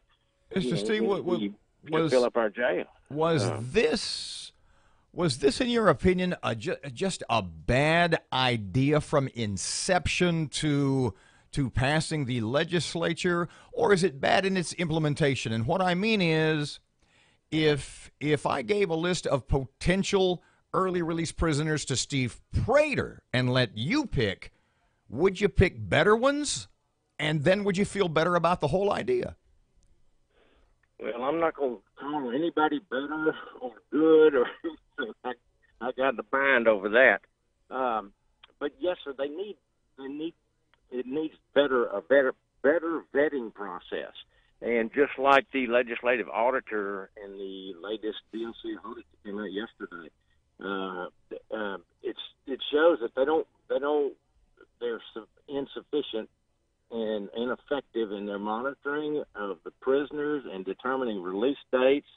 I mean, how are we going to have justice reinvestment if we can't track these folks, if we can't determine who and when they accurately need to be getting out of jail? And so we need to get that system straight. The prison system in Louisiana needs reformation, but it needs reformation at the front end. At CCC right now, we have about 900 prisoners that are awaiting trial compared to 350 state prisoners that are convicted. And I say we work on the 900. It's like that all across the state of Louisiana. You have so many in jail that can't make bond or don't make bond or whatever the situation is. That's where we need to work on our reform and getting our numbers down. But, of course, that doesn't save the state money. That just saves the parish's money. You told us before that the cart's before the horse here, in that we were promised we were going to have rehab programs as part of this, and to help these inmates. But this first wave of released inmates, those programs aren't in place yet, or are they? Have you got a bunch of programs up and going that you've put these folks through? Well, there's two issues. One, CCC. What we do out there, we probably lead the state in the number of programs that we offer and graduate prisoners through. But the state of Louisiana is what they're trying to do is let a bunch of folks out, save some money, and then develop these programs with some of the money that's saved, and the rest of the money that's saved will go into the general fund of the state of Louisiana. That's like I can see doing that with roads. Okay, you increase your gas tax so you can fix your roads, and then you start fixing your roads once you get the money. But this is much more serious than that. This is our safety we're talking about, and so it's not the roads. So we can't save the money and then implement the programs. We need to implement the programs and then pay for the programs however. So it's the whole thing, and I can't tell you. We don't have enough time to go into some of the things about this law that I think are counterproductive to the safety and protection of property of the citizens of Louisiana. I know you don't want to talk about this, but I'm going to ask you: How long is it going to be, Sheriff Steve Prater, before I call you and ask you about one of these early released inmates who is out and who has committed a violent crime? Well, naturally, my answer is I hope that doesn't happen. I look at myself doing this. I'm not saying the sky's falling, and that's the same term I used when I was talking about the Red River. My job is to warn people, to alert people, to say that something's not right, that you need to understand what's going on, and to bring awareness to situations. Hopefully that won't happen, but we know it will. We know that some of these people are just repeat offenders, repeat violent offenders. And nothing's going to change that until their heart is changed, and we all know how that happens.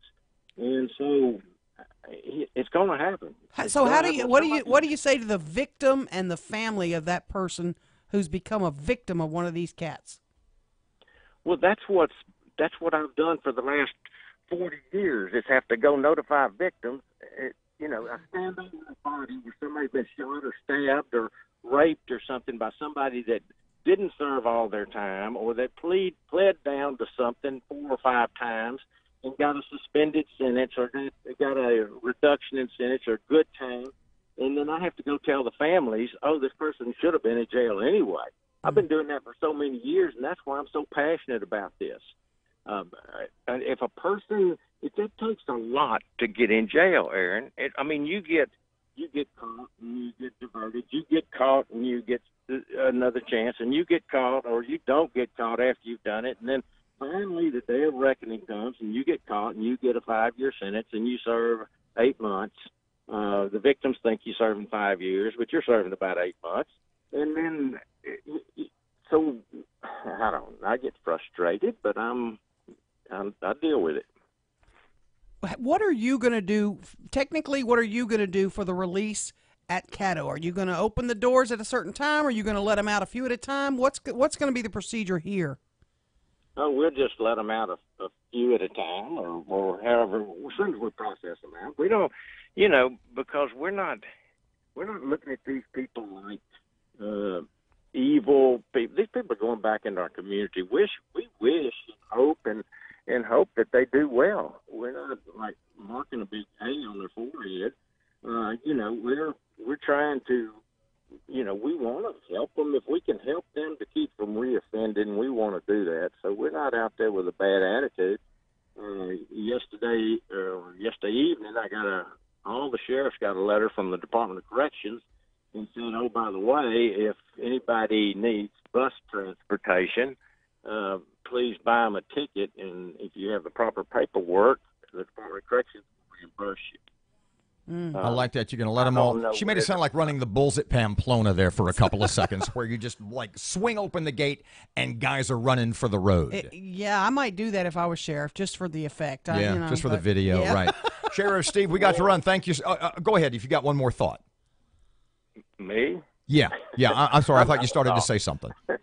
I did, but it's not important.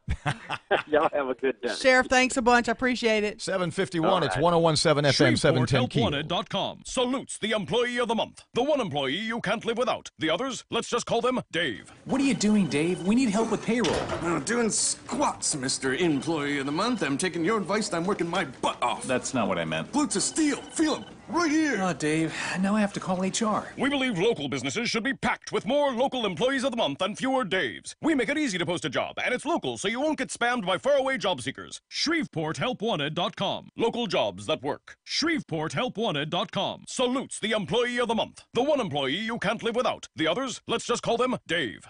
Hey, Dave, why is the other Dave chopping down a tree out front? Well, Mr. Employee of the Month, you said you needed some set. I said I needed that report ASAP, as in right away. Oh, so what does that have to do with the tree? Oh, boy. We believe local businesses should be packed with more local employees of the month and fewer Daves. We make it easy to post a job, and it's local, so you won't get spammed by faraway job seekers. ShreveportHelpWanted.com. Local jobs that work.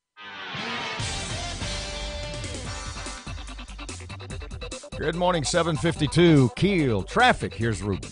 I-20 westbound is backed up right now from Line Avenue in Shreveport to Airline Drive in Bossier. And we're still keeping an eye on some backed up traffic on I-49 northbound near Kings Highway due to a major accident. If you have anything to report to us, let us know at our Planet Fitness traffic hotline, 687-ROAD. Your AccuWeather.com forecast will have rain and a thunderstorm this morning. Just a brief shower this afternoon. Warmer with clouds and a high of 77 otherwise. With your AccuWeather.com forecast, I'm meteorologist Heather Zayer.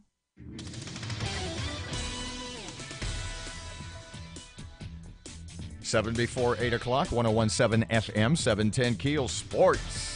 Good morning from the sports desk of 1130 The Tiger. This is Tim Fletcher. The Dodgers forced a Game 7 in the World Series with a 3-1 win over Houston last night in Los Angeles. For the first time in an Astros uniform, Justin Verlander took the loss after the boys in blue tied the game in the 6th inning on an opposite field double from Chris Taylor. Corey Seager knocked in the go-ahead run with a sac fly to make it 2-1. An inning later, Jock Peterson knocked his second home run in 3 games off Joe Musgrove to finish off the scoring. George Springer gave Houston a 1-zip lead off a solo home run from Rich Hill's offering in the third inning. Houston had their opportunity to blow the game open in the fifth inning. Brian McCann led off with a single. Marwin Gonzalez doubled him over to third, but then Hill struck out Josh Reddick, struck out Verlander.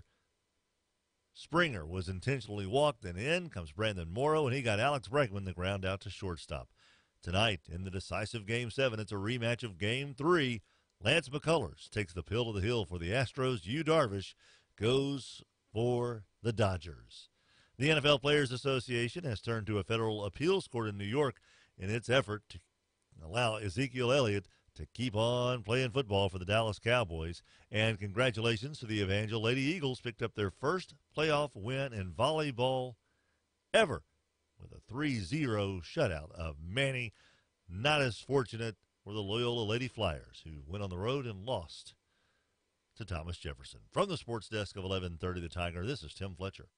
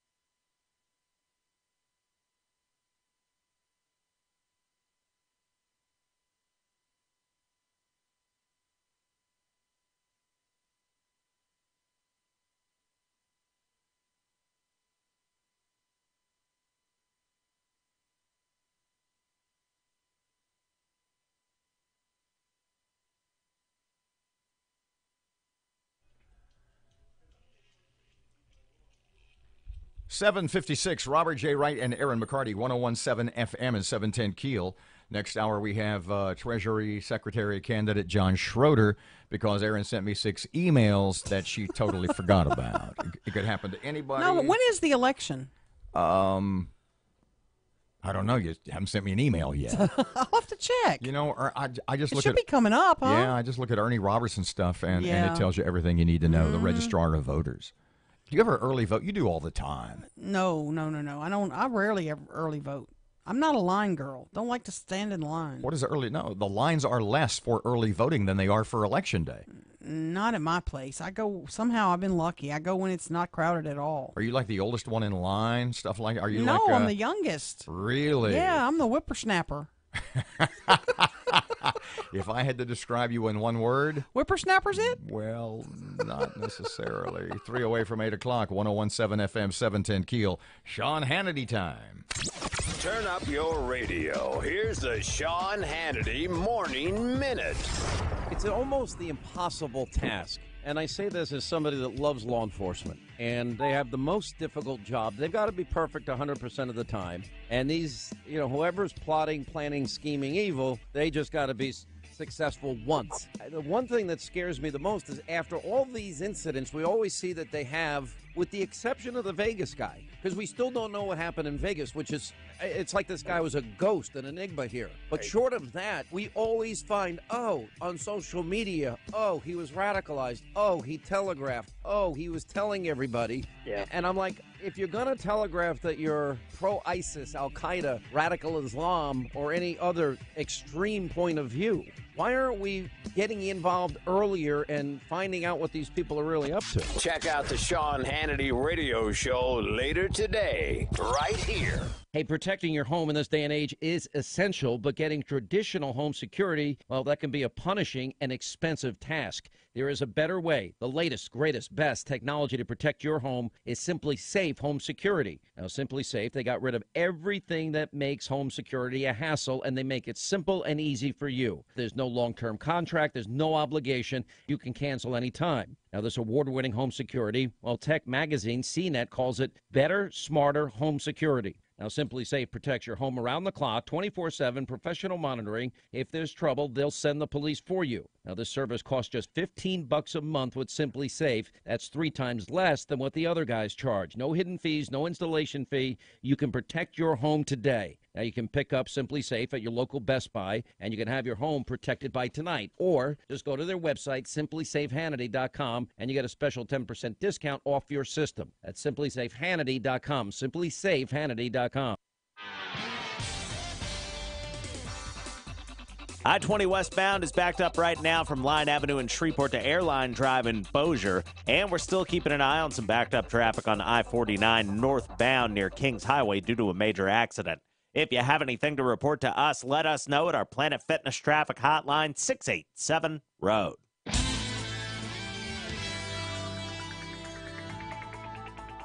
Your AccuWeather.com forecast will have rain and a thunderstorm this morning. Just a brief shower this afternoon. Warmer with clouds and a high of 77 otherwise.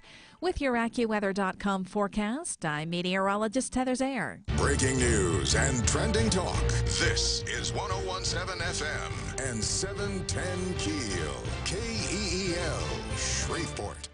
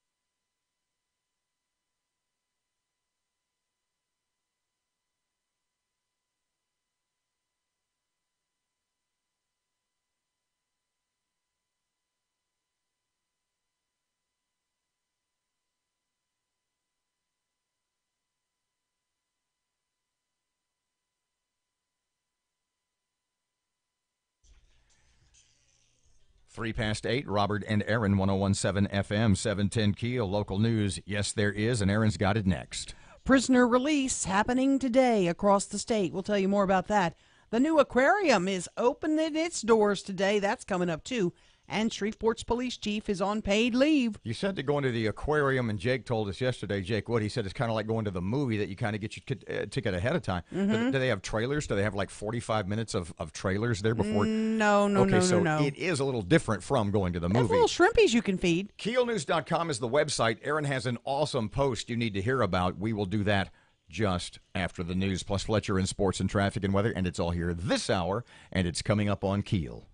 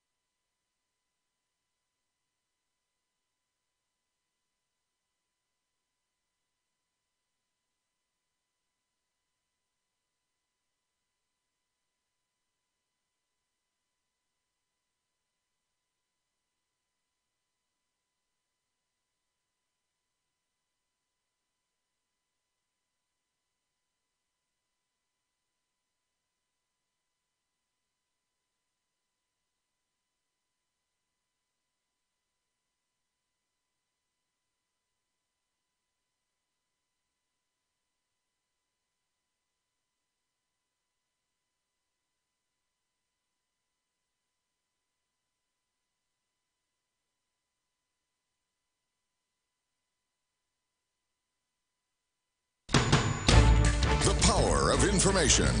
KEEL News now. More than 1,900 prisoners will be released today as part of our state's criminal justice reform legislation. The Edwards administration says this will lower our highest incarceration rate in the country and produce better outcomes for nonviolent offenders. Wynn Parish Sheriff Cranford Jordan doesn't see how releasing inmates will lead to better public safety. It's going to add an additional burden to law enforcement, releasing so many on such short a time, going to put a strain on local law enforcement in being able to do our job properly. Caddo Sheriff Steve Prater also concerned about the massive release.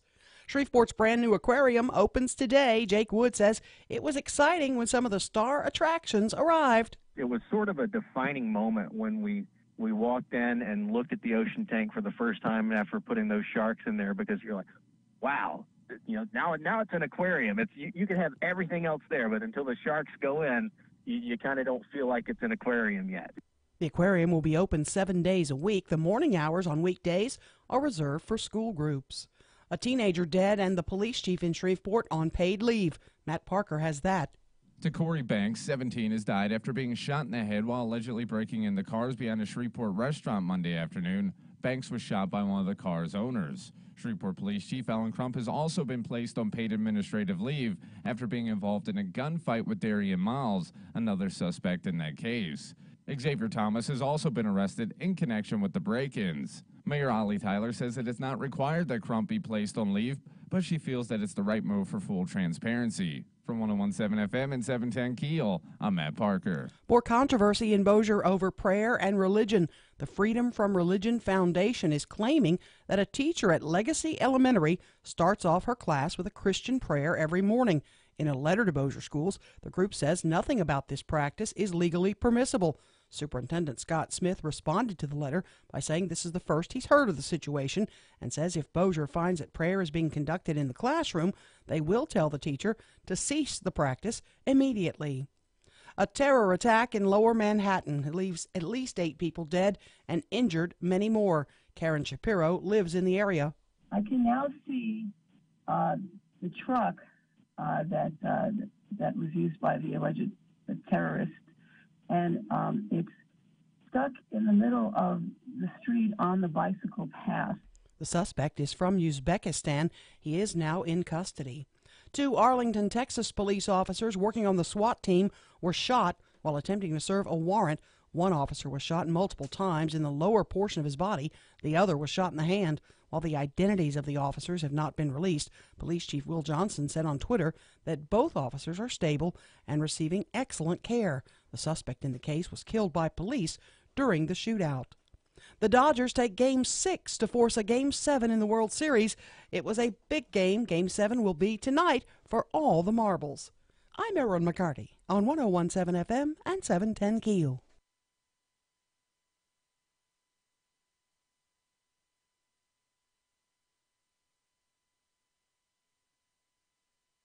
from brands like BCBG, Nike, Rebecca Minkoff, and more. All month long, get unlimited totes each month. Simply wear, return, and repeat. Go to letote.com, enter code radio at checkout to get 50% off your first month. Wear what you want. Return everything in the mail when you're done. Repeat all month long. Again, that's letote.com, enter code radio. Epigenetics and the sins of the father.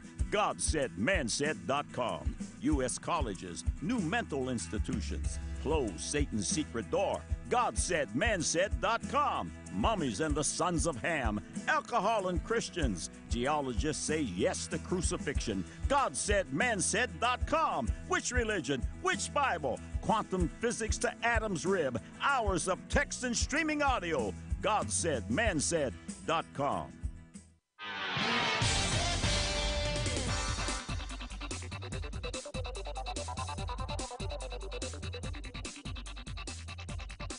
Good morning. It's 9 past 8 o'clock. 1017 FM, 710 Keel. The latest traffic. Here's Ruben. I-20 westbound is backed up right now from Line Avenue in Shreveport to Airline Drive in Bossier. And we're still keeping an eye on some backed up traffic on I-49 northbound near Kings Highway due to a major accident. If you have anything to report to us, let us know at our Planet Fitness traffic hotline, 687-ROAD. Your AccuWeather.com forecast will have rain and a thunderstorm this morning. Just a brief shower this afternoon. Warmer with clouds and a high of 77 otherwise. With your AccuWeather.com forecast, I'm meteorologist Heather Zayer. Hello, beautiful. I'm Amy Erin.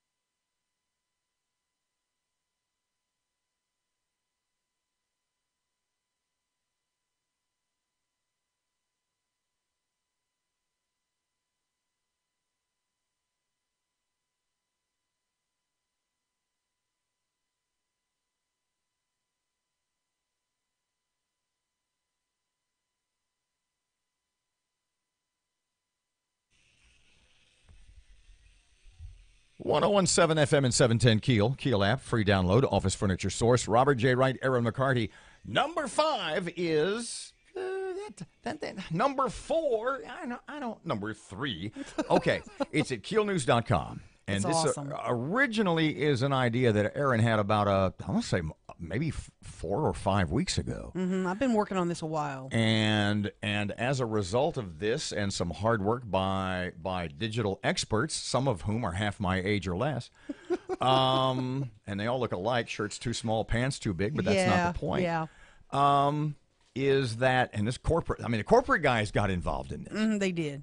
And so they created a program for you that allows viewers to the listeners to go to the website and rank things in order by left-clicking the mouse and moving the little objects. Yeah, you can just drag them. Okay. And there's 5 items on the list. What this is Erin, we were talking, she was just kind of ruminating. She was thinking out loud, as the great minds of our time are prone to do, which we'll talk about later. This came when the commission voted to remove the Confederate monument. And Erin got to talking, there's a lot of stuff that people come up with, a lot of ideas, a lot of projects, a lot of money that's set aside for specific things that just never happened. And she started making a list, and the list came up with like the Elio Motors deal. Yep. Will that ever happen? Across Bayou Park, will that ever happen? That's been on the docket for like 20 years. We borrowed money for that. You bet. Well, it depends on how you read the rule. There was the new Jimmy Davis Bridge. There was the Confederate Monument. What was the 5th one? I-49 through the inner city. I-49. Will they ever make a decision there? And we got to talking, and she said, put those in order. 1 through 5, Which will happen first? Number 1 being the one that you think will be the first to happen. Number 5, I said, well, can I make something number 8? How about we do 10, 9, 8, 7, 6, and 1? Yeah. So on the website at KEELnews.com, what is the actual headline? It says, rank these hot-button Shreveport-Bossier projects. In the order, 5 to 1, that you think they will occur if ever. Yep. We narrowed the list to the 5. And what you can do is you can just shuffle those babies around. Then you can hit the little submit button at the bottom of the page. And we will, as we get a week or so into this, we'll let you guys know the results. How it's coming, yeah. So you've posted, you've done this one yourself. I'm going to do it again because it's letting me go. I think you can do it every hour or something. I'm not sure.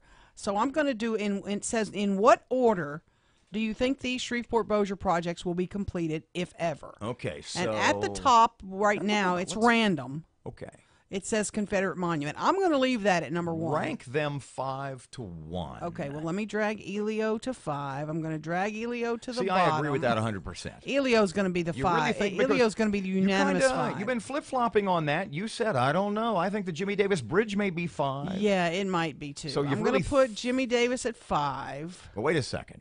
At 4, excuse me. Okay, 4. Elio at 4. Elio at 5. So Elio at 5, I'm sorry. Yeah. So you think literally that Elio will never turn out a vehicle, and I'm pointing toward the plant. Don't think it's going to happen. Never, ever, ever. I don't think it's not going to in happen. a million years.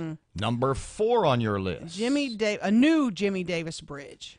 I just don't see that happening. If it does, you and I may not be alive. In your mind, does refurbishing the 2-laner that's there now and building another 2-laner to make a 4-lane, does that count? Building another bridge counts. Yeah. Even if it's only 2 lanes? Yeah, I'm good with, that would count. I'm going to put at 3 I-49 through the inner city. Just because that's such a massive project, it'll take decades. It will take a long time to get done. Yeah, but we got to. It's a decision's going to be. See, if there's one, I would put that at number 2. I just think that's likely to happen. It's been 30 years they've been tossing this back. This goes back to the 70s, for heaven's sake. I know. 40, 45 years. Yeah, exactly. You're right. Maybe I need to rethink this. I'm going to put the Cross Bayou Park up higher. No. Because I think that maybe they will move on that now. Not going to happen. And I'm going to put the monument's going to be moved as number 1. The reason I think that's an easy one. I moved Cross Bayou down, and I'll tell you why. Okay. Because until somebody lives there, you don't need a park. Oh. But we voted on a park. We voted for a park. Yeah. We voted in 96 to build a park there. And got the money. To acquire land for a Cross Bayou Park. Yeah. And we don't have a park. Has the money been? Has the land been acquired? They acquired some, but not all. No, they don't have it all. Why now?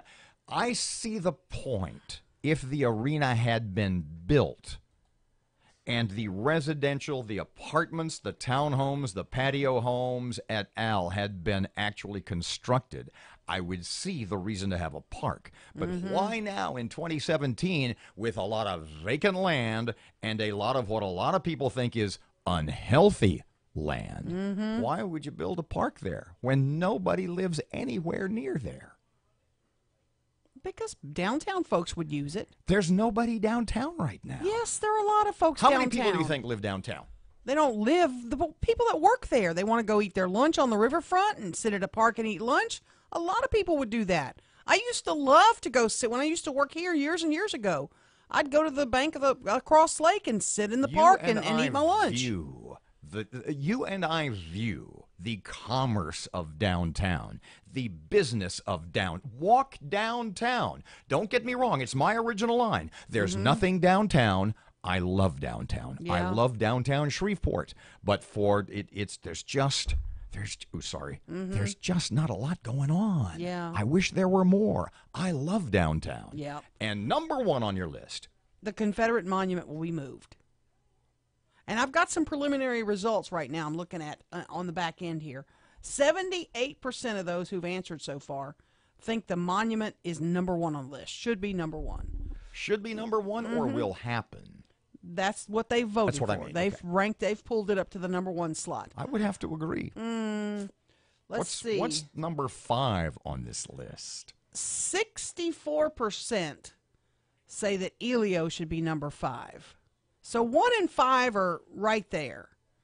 The rest, It's those middle 3. Those 3 in the middle, you can flippity-flop. Yeah, you get Cross Bayou's getting third, is leading in the third spot. Get that. Jimmy Davis Bridge is leading for second and fourth. Honestly, It's weird. I think you might see some refurbishing of the current Jimmy Davis Bridge. Because we have $25 million set aside for that. Because before you see a Cross Bayou Park, or before you see the I-49 decision, or at least dirt being what? Were you waving frantically? Okay. Oh, he's just looking at the clock. Okay. Okay. I go on and do this little ranking thing. It's kind of cool. It's at KEELnews.com. KEELnews.com. It's easy to figure out. You submit, it'll be awesome. And by the way, did you put the link on the Facebook page yet? Yes, it's on the Facebook it's page. There too, as is our current video stream. 19 past 8 o'clock, 101.7 FM, 710 Keel. Erin looking for a bookmaker to take a bet. Not that I know anybody, but I kind of know somebody. What's that commercial? I know a guy. Traffic update. Here's Ruben. I-20 westbound is a total parking lot right now. It is backed up from Spring and Market all the way to Swan Lake Road in Bossier City right now. And we're still keeping a close eye on that major accident on I-49 northbound near Kings Highway. It's got things backed up to 3132 right now. If you have anything to report to us, let us know at our Planet Fitness traffic hotline, 687-ROAD. Your AccuWeather.com forecast will have rain and a thunderstorm this morning. Just a brief shower this afternoon. Warmer with clouds and a high of 77 otherwise. With your AccuWeather.com forecast, I'm meteorologist Heather Zayer.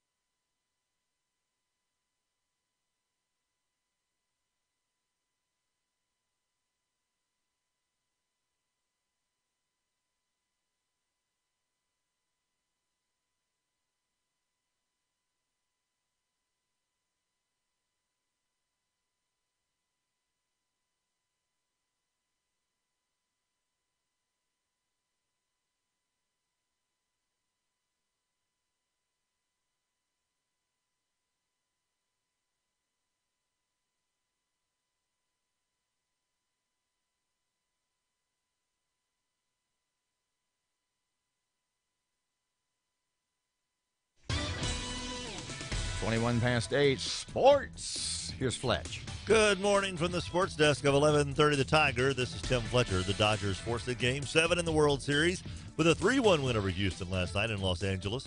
For the first time in an Astros uniform, Justin Verlander took the loss after the boys in blue tied the game in the 6th inning on an opposite field double from Chris Taylor. Corey Seager knocked in the go-ahead run with a sac fly to make it 2-1. An inning later, Jock Peterson knocked his second home run in 3 games off Joe Musgrove to finish off the scoring. George Springer gave Houston a 1-zip lead off a solo home run from Rich Hill's offering in the 3rd inning. Houston had their opportunity to blow the game open in the 5th inning. Brian McCann led off with a single. Marwin Gonzalez doubled him over to 3rd, but then Hill struck out Josh Reddick, struck out Verlander. Springer was intentionally walked, and in comes Brandon Morrow, and he got Alex Bregman the ground out to shortstop. Tonight, in the decisive Game 7, it's a rematch of Game 3. Lance McCullers takes the pill to the hill for the Astros. Yu Darvish goes for the Dodgers. The NFL Players Association has turned to a federal appeals court in New York in its effort to allow Ezekiel Elliott to keep on playing football for the Dallas Cowboys. And congratulations to the Evangel Lady Eagles, picked up their first playoff win in volleyball ever with a 3-0 shutout of Manny. Fortunate for the Loyola Lady Flyers, who went on the road and lost to Thomas Jefferson. From the sports desk of 1130 The Tiger, this is Tim Fletcher.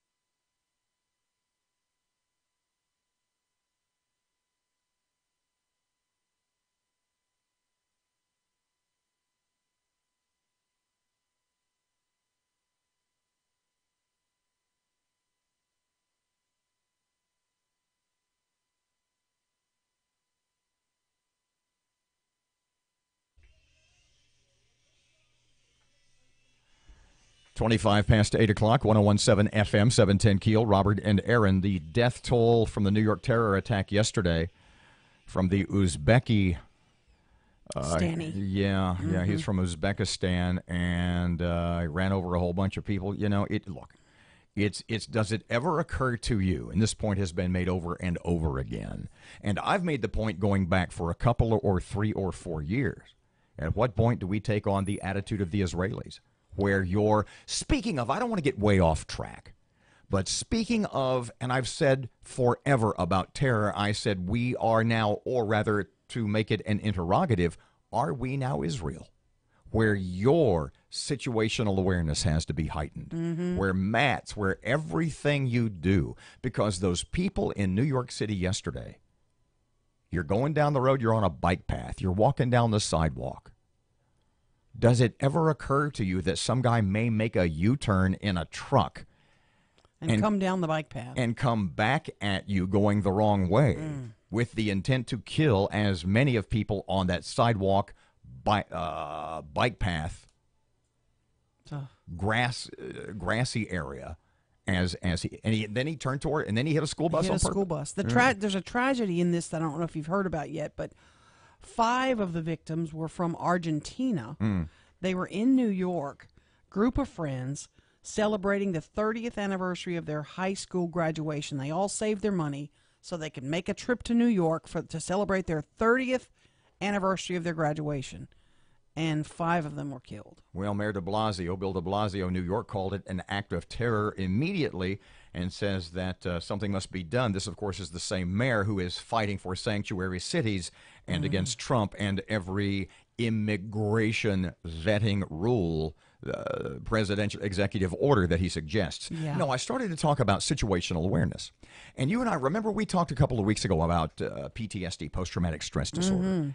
And I said that I had read the article about PTSD, and one of the kinds that, you read about PTSD and the stress of military people or former military people coming back from theaters of war, and sort of the stereotype of PTSD is flashbacks and unable to get the horror of war out of your mind. And the article I had read was about another kind of PTSD, and we were talking about situational awareness. And specifically, what was that about that? Because it was something, it was when I was at the hockey game. And my brother and his wife, and they all came out to surprise me when they gave me the jersey. And I said, my first thought, because it was so beyond anything normal that ever happened at a hockey game, I said, my first my first emotional and to some degree physical reaction was to reject the obvious. Mm-hmm. Oh, there's my brother Hal Right. and his wife Susie on the ice, and I turned and kept right on going. They're just at a hockey game. It just didn't register. Why are they? Why is Yeah. that? Well, that can't be real. Mm-hmm. And so I said, in a crisis situation, because my situational awareness is so, I would reject. If I saw a guy with a gun, my first reaction would be, that can't possibly be a guy with a gun. Mm-hmm. And I said, and I talked to a couple of policemen about this, and they said, no, you train yourself. Yeah. And I thought, and then I read the article about situational awareness and PTSD, i.e., when you are in a war situation, that your situational awareness of everything can kill you, everything can attack or kill your friends, right? That you are in such a heightened state of consciousness constantly, every time, everywhere you go, that when that moment ends, you don't turn it off, or you can't turn it off. Right. Think about firemen and policemen.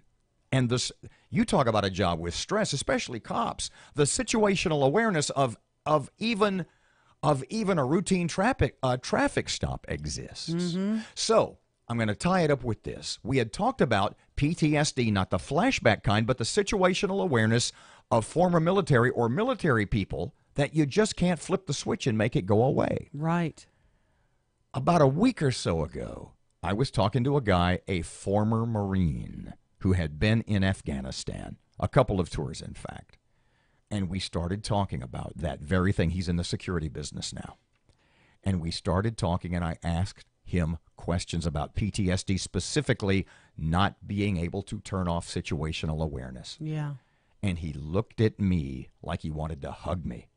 And he looked at me and said, it took me 2 years till I had a handle on that. Mm. He told me that he would go to church on Sunday, and in church on Sunday morning, his first thought would be, how many people here want to kill me? And when it happens, not if it happens, when the attack comes, what's my quickest route for me and my family? What's the quickest way out? Mm. And because of that situational awareness, because you train yourself to constantly be on guard and so, for lack of a better term, wound up and on edge, because if you let go for a second, you and or your friends might die. Yeah. When you come home, you can't turn it off. No, it stays on. He's in church. He's kneeling in church. Worried about where. And he's looking around thinking, who here may try to kill me? Because that's what he's trained himself to do. 1017 FM, 710 Keel. Erin has local news up next. Traffic update right now. Here's Ruben. Keeping a close eye on that heavy backed up traffic on I-220 westbound near North Market due to construction. And we just received reports of another minor accident on I-20 westbound near Old Minden Road. If you have anything to report to us, let us know at our Planet Fitness traffic hotline, 687-ROAD. Your AccuWeather.com forecast will have rain and a thunderstorm this morning. Just a brief shower this afternoon. Warmer with clouds and a high of 77 otherwise. With your AccuWeather.com forecast, I'm meteorologist Heather Zayer.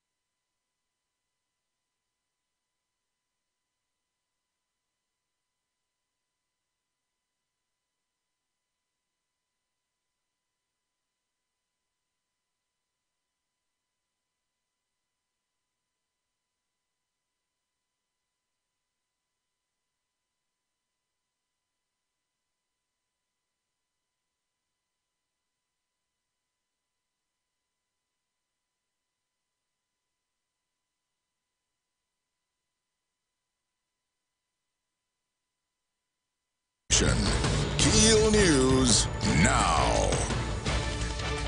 The lone man eyed as the perpetrator of the New York bike path attack that left 8 people dead was a native of Uzbekistan who drove trucks. He also drove for Uber. Officials have identified the suspect as Sayfullo Sapov, a 29-year-old who came to the U.S. legally in 2010, has apparent ties to Ohio, Florida, and New Jersey. He is in custody. Over 1,900 prisoners to be released today as part of the state's criminal justice reform legislation. The Edwards administration says this will lower the highest incarceration rate in the country. Now, nonviolent offenders will be eligible to be released after serving 35% of their sentence under the new law. Department of Corrections Secretary Jimmy LeBlanc. Everybody's going to be on parole, and they could be on intensive supervision depending on their record. And if they are, they could be on electronic monitoring. So this is something that we are in charge of and in control of. Caddo Sheriff Steve Prater, though, has severe problems with this massive release. A teenager is dead, and the Shreveport police chief is on paid leave. 17-year-old Takori Banks has died after being shot in the head while allegedly breaking into cars behind a local restaurant. Banks was shot by one of the car's owners. Shreveport Police Chief Alan Crump has been placed on leave after being involved in a gunfight with Darian Miles, another suspect in that case. Xavier Thomas has also been arrested in connection with the break-ins. Mayor Tyler says it's not required that Crump be placed on leave, but she feels it's the right move for full transparency. More controversy in Bossier over prayer and religion. Matt Parker has that. The Freedom from Religion Foundation has once again put Bossier schools in their crosshairs. This time, the group is claiming that a teacher at Legacy Elementary starts off her class with a Christian prayer every morning. In a letter to Bossier schools, the group says that nothing about this practice is legally permissible. Superintendent Scott Smith responded to the letter by saying that this is the first he's heard of the situation and says if Bossier finds that prayer is being conducted in the classroom, they will tell the teacher to cease the practice immediately. From 101.7 FM and 710 KEEL, I'm Matt Parker. It's a big day for downtown Shreveport. The aquarium opens for business. It's a time ticketing system very similar to going to see a movie. We've got 21,000 square feet and a lot of highly interactive exhibits inside of the aquarium. And you can secure that spot just like you do with your movie tickets or the browser on your telephone, or you can come up to the aquarium and take care of that at our admissions desk. But it's just to alleviate those nasty lines. That's Jake Wood. He says the aquarium will be open 7 days a week, Monday through Friday. The morning hours are reserved for school groups. 2 Arlington police officers working on the SWAT team were shot while attempting to serve a warrant. One officer was shot multiple times in the lower part of his body, the other shot in the hand. While the identities of the 2 officers have not been released, Police Chief Will Johnson said on Twitter that both officers are stable and receiving excellent care. The city of Dallas takes up recommendations from a mayor's task force on possible removing of Confederate monuments. Jeff Manasso with Fox has details. Much like other cities across the country, there's disagreement in Dallas over what to do with Confederate monuments. A Robert E. Lee statue was taken down there in September after a fight over Confederate monuments began last summer, leading to a mayor's monument task force, which briefs the city council tonight on its recommendations for other monuments, including the possibility of renaming Dallas streets. A final vote on recommendations is expected next week. Jeff Manasso, Fox News. The Dodgers take Game 6 Tuesday night to force a Game 7 tonight in the World Series against Houston. LSU will bring a 3-game winning streak into Saturday's SEC showdown with top-ranked Alabama. Now, Alabama, by the way, is number 2 in the first college football playoff poll. Tide head coach Nick Saban says the Tigers are the best team they've seen this year, and their season turned around after the loss to Troy. Well, they're just playing better. I mean, they're throwing and catching the ball better. They're blocking better. They've got more positive runs. They've got more explosive plays. Looks like the players are a lot more confident in what they're doing, what they're expected to do. They've got really good players, and they've gained confidence through this season, and they're playing really, really well right now. Kickoff Saturday night is at 7 p.m. I'm Erin McCarty on 101.7 FM and 710 KEEL.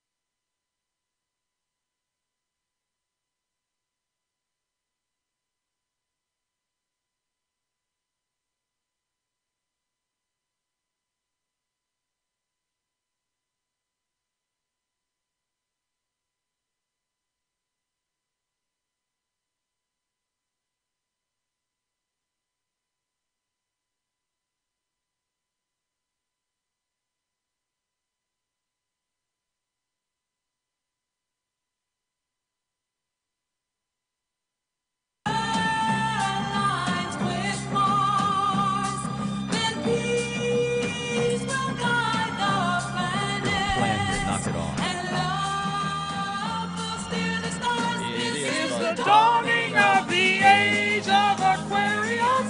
Age of Aquarius. But call ahead. Good Lord. 101.7 FM and 710 Keel. Robert and Erin, you dump that out. See, this is why I don't let you guys do things on your own. Aquariums, we're going to surprise you. Yeah, how you like that? How you like it? It was surprising. Happy birthday. Bad.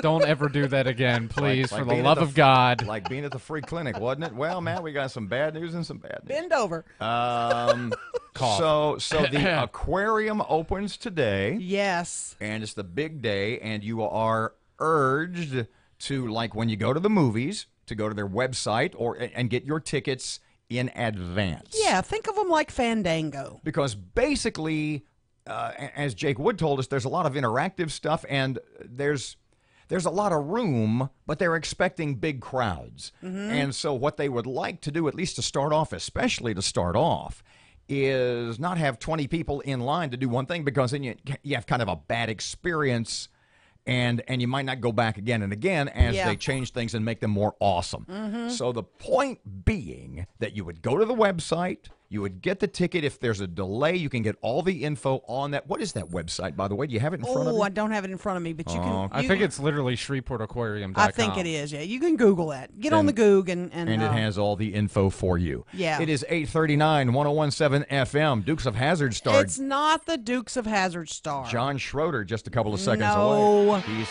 Dukes of Hazzard star and a candidate for State Treasury Secretary John Schroeder. He's just a couple of seconds away. Traffic update. Here's Ruben. Keeping a close eye on that heavy backed up traffic on I-220 westbound near North Market due to construction. And we've just received reports of another minor accident on I-20 westbound near Old Minden Road. If you have anything to report to us, let us know at our Planet Fitness traffic hotline, 687-ROAD. Your AccuWeather.com forecast, rather cloudy and warmer today. Rain and a thunderstorm this morning, followed by a brief shower this afternoon, high 77. With your AccuWeather.com forecast, I'm meteorologist Heather Zayer.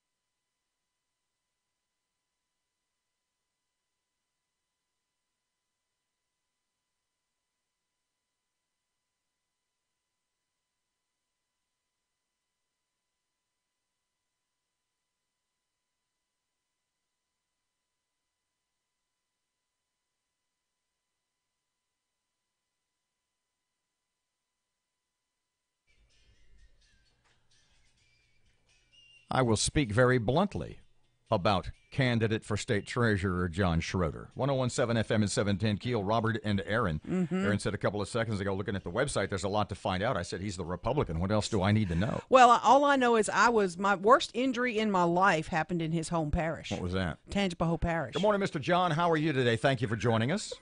Yeah, I'm afraid to hear what that injury was. I was tubing along the Chafuncty River, I think it was. Chafuncta River. Chafuncta River, yeah. And I stepped on a glass beer bottle. This was in my college days, John. It was her own glass beer bottle. No, it John. was not, John. Luckily, she didn't trip over the pony keg. And it was 100 stitches at Lally Kemp Hospital, if you remember the days. Yeah, I do remember tubing, that's for sure. So I have still a very, very popular thing to do in Tangipahoa and St. Tammany Parish. Absolutely. You are an entrepreneurial background is what I'm hearing from everybody around you. A businessman, a sensible budgetary guy, right? I believe you got to treat a penny like a dollar. So how are we going to do that in Louisiana when we don't have a legislature that wants to do that?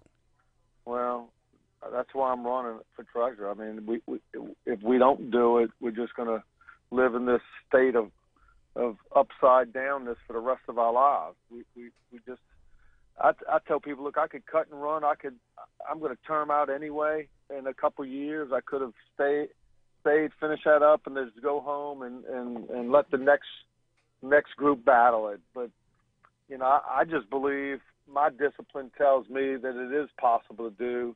You just have to have some experience, having lived through it, have done it, do it on a weekly basis in our own business. Mr. John, your predecessor, John Kennedy, made the office of State Treasurer a very influential position, mostly through the power of his personality. How do you, because I know that you would describe, look, there's a couple of quotes on your website. Erin said, sounds like John Kennedy. I said, let me tell you, there's worse things you can do than sound like John Kennedy. How do you, as potentially the next state treasurer, how do you continue to have that influence over what you hope will be fiscal conservatism here in the state? Well, look, I practiced what I preached for 10 years in the legislature. 8 out of 10 years, I sat on a budget committee. I sat on joint budget. The 2 years, I say 8 out of 10 because 2 of those years I was kicked off the appropriations committee, and I was exiled for a couple of years, and then I was elected back to the committee by my peers as 8 members of the appropriations committee that are elected by the members of the House of Representatives, and I served 2 terms in that capacity. So I was able to be a sort of a free agent type, somebody that didn't have to worry about the politics, and I dug in hard. So I didn't care whether it was a Republican governor or a Democrat governor. When we had poor spending habits, and we just were putting things in place that I felt like weren't good for the future of the state, then I spoke out against it. And I'll continue to do that. I tell people the difference between Kennedy and I is that Kennedy had the pulpit, I did, and I was one member of the legislature. You have something on your website, too, and it's real appealing, and I want to ask you about it.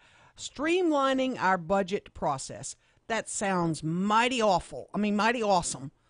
But how are you going to get this governor, this legislature to do that? And what would you do if you had the power to really streamline the budget process? We all want that. Well, the first thing I would do, it's not necessarily a streamlining issue as much as it is a budgeting issue. We budget on the wrong number every year. The way we estimate how much money the state has to spend has been flawed for years. So we're budgeting to a wrong number, which gives us a bad budget, and we haven't had the real will to fix that because you're going to have to reduce spending to do it, at least on paper. So I would start with that. We tried to get a bill passed this year, the budget, that would reduce spending, I think, like 2.5%. Where would John Schroeder reduce spending? Let's hear some of your ideas. Well, look, I'd start in DHH. Half the money we spend in state government is spent in DHH. So I tell people, and I've said this often on the campaign trail, as state treasurer, I want to help the legislature understand what is the amount of money we have. And then you can only spend that. And then in my opinion, it's left up to the executive branch how they want to divvy up the pot. The key is figuring out what's the pot, how much money do we have, and then you're going to have to divide that up accordingly, and then the department's going to have to prioritize what they spend. Because I am crystal clear that the citizens of Louisiana don't want to pay more taxes. So it's not like this is a complicated issue. You only have two choices. I'm glad you brought up revenue. Either raise revenue or reduce spending. I'm glad you brought up taxes because you also say you want an overhaul of the entire tax system. A lot of us have talked about so many people get tax breaks, so many businesses get tax breaks. We want to bring in the jobs, but where's the balance? Where's the balance? Well, under the previous administration, we've heard for years about all the economic development and we needed to do all these tax breaks, and many of the Republicans voted for those tax breaks because that's what we believe is going to bring the jobs. But it's never showed up on the bottom line because the numbers are still in the red. So we're going to have to go back and look at those programs and see who are we giving tax breaks to and which one should be removed because, I mean, it's into the billions. I mean, somewhere in the $7 billion range for our exemptions, credits, and rebates. And I think everything has to be on the board. I think every dime that comes in the state government needs to be looked at and how it's spent. We spend $30 billion in the state of Louisiana in our budget. It's just short of $30 billion. I mean, it's $29 billion and some change.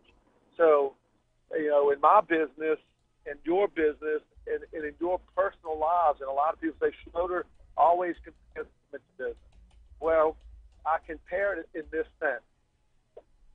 You only have so much money. You should prioritize to that amount of money, and you shouldn't spend more than you have.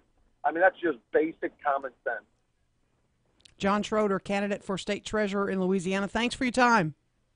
You're welcome. Thank you. Thank you, Mr. John. 849, 1017 FM, 710 Keel. Robert J. Wright and Erin McCarty. Yes, looking a little dim outside. Cloudy and rain this morning, supposed to be in the 70s.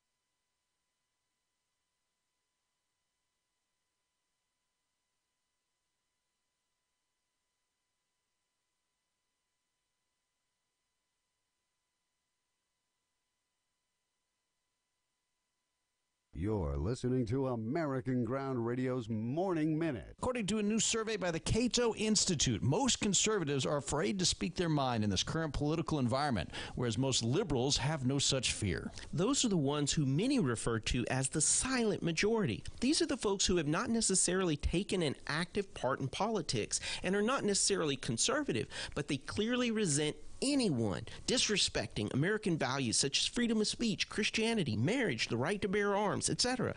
Hillary Clinton voters say they cannot be friends with people who voted for Donald Trump. And maybe that's the core of most of our problems in America today. American Ground Radio, where building a better America begins with building a better us. Return each weeknight from 6 to 7 p.m. with Louis R. Avalone and Stephen Parr on 101.7 FM and 710 KEEL and streaming live at KEELnews.com.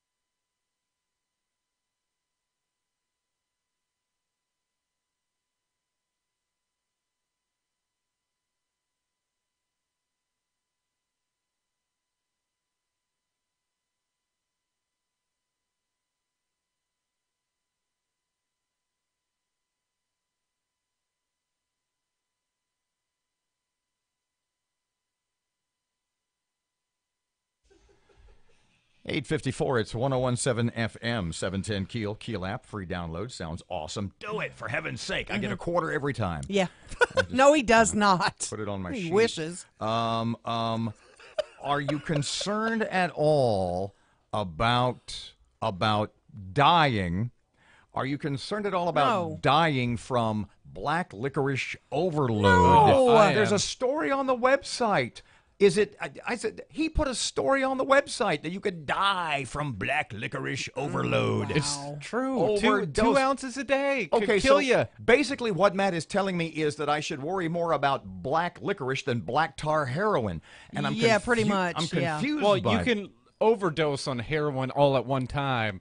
The black licorice takes a little while to kill you, but it can happen. Or it can't. No, it can. The doctors, not just the FDA folks, like legit doctors, medical journals say that it can mess with your medication if you eat too much. And there's How some much kind is of you know what? We don't have time. We Black have licorice. it's I all on hate the it. website.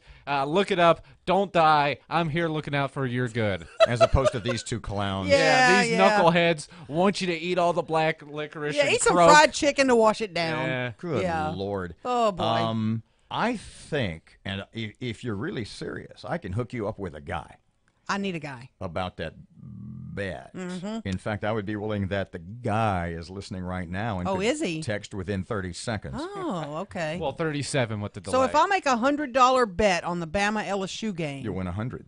and they don't cover the spread, See, LSU is LSU is plus 21.5. mm-hmm. So you'd get 21.5 points. So Alabama's got to win by 22. I think that's a pretty 21.5 is a push. good. Well, if they figure out a way to score a half a point, yes. Okay. Good Lord. It hit the crossbar. We'll give it half just to screw Erin.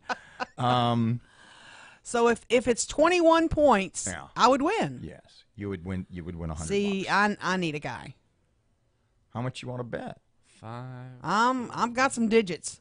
I got some digits. Well, yeah. they don't take fingers. They want paper money. I got that. Back tomorrow morning, 6 till 9, 101.7 FM, 710 KEEL. Here's Kim Commando.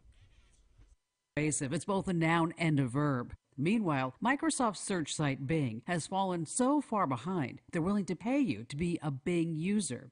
Kim Commando with your Wednesday Consumer Tech Update.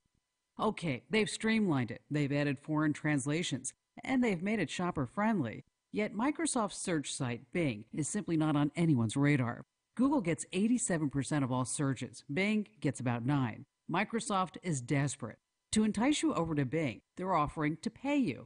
Become a Microsoft Rewards member and earn a point each time you use Bing instead of Google. Trade the points for anything in the Windows Store. Gift cards from Starbucks, Burger King, Amazon, and others. 5,000 points will get you $20 in gift cards. And no, this is not a commercial for Microsoft. Bing has its own share of issues, but money can overcome many shortcomings. At least Microsoft hopes so.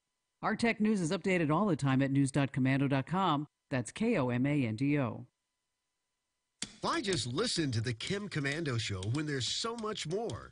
Why not watch the whole show in high definition on your phone, tablet, or television? This is so cool because you're so nice. Or download the podcast in crystal clear digital audio. Watch or listen on your schedule, driving, exercising, or relaxing. I have been following you for years, and you've made me pretty much good genius. But Kim's Club is so much more.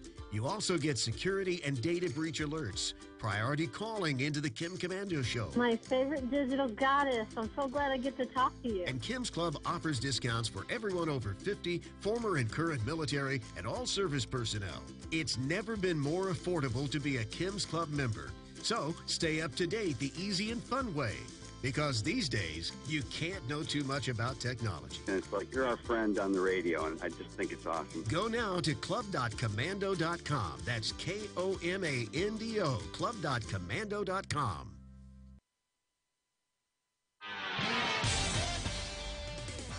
Keeping a close eye on that heavy backed up traffic on I-220 westbound near North Market due to construction. And we just received reports of another minor accident on I-20 westbound near Old Minden Road.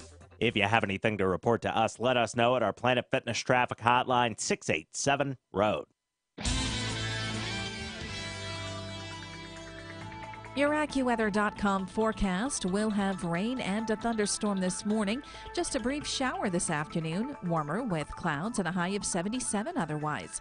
With your AccuWeather.com forecast, I'm meteorologist Heather Zayer. Bob, I need you to kill 5. Matt, I don't feel like killing 5. Then we'll just sit in silence. 59 at Keel. Breaking news and trending talk. This is 101.7 FM and 710 Keel. KEEL, Shreveport.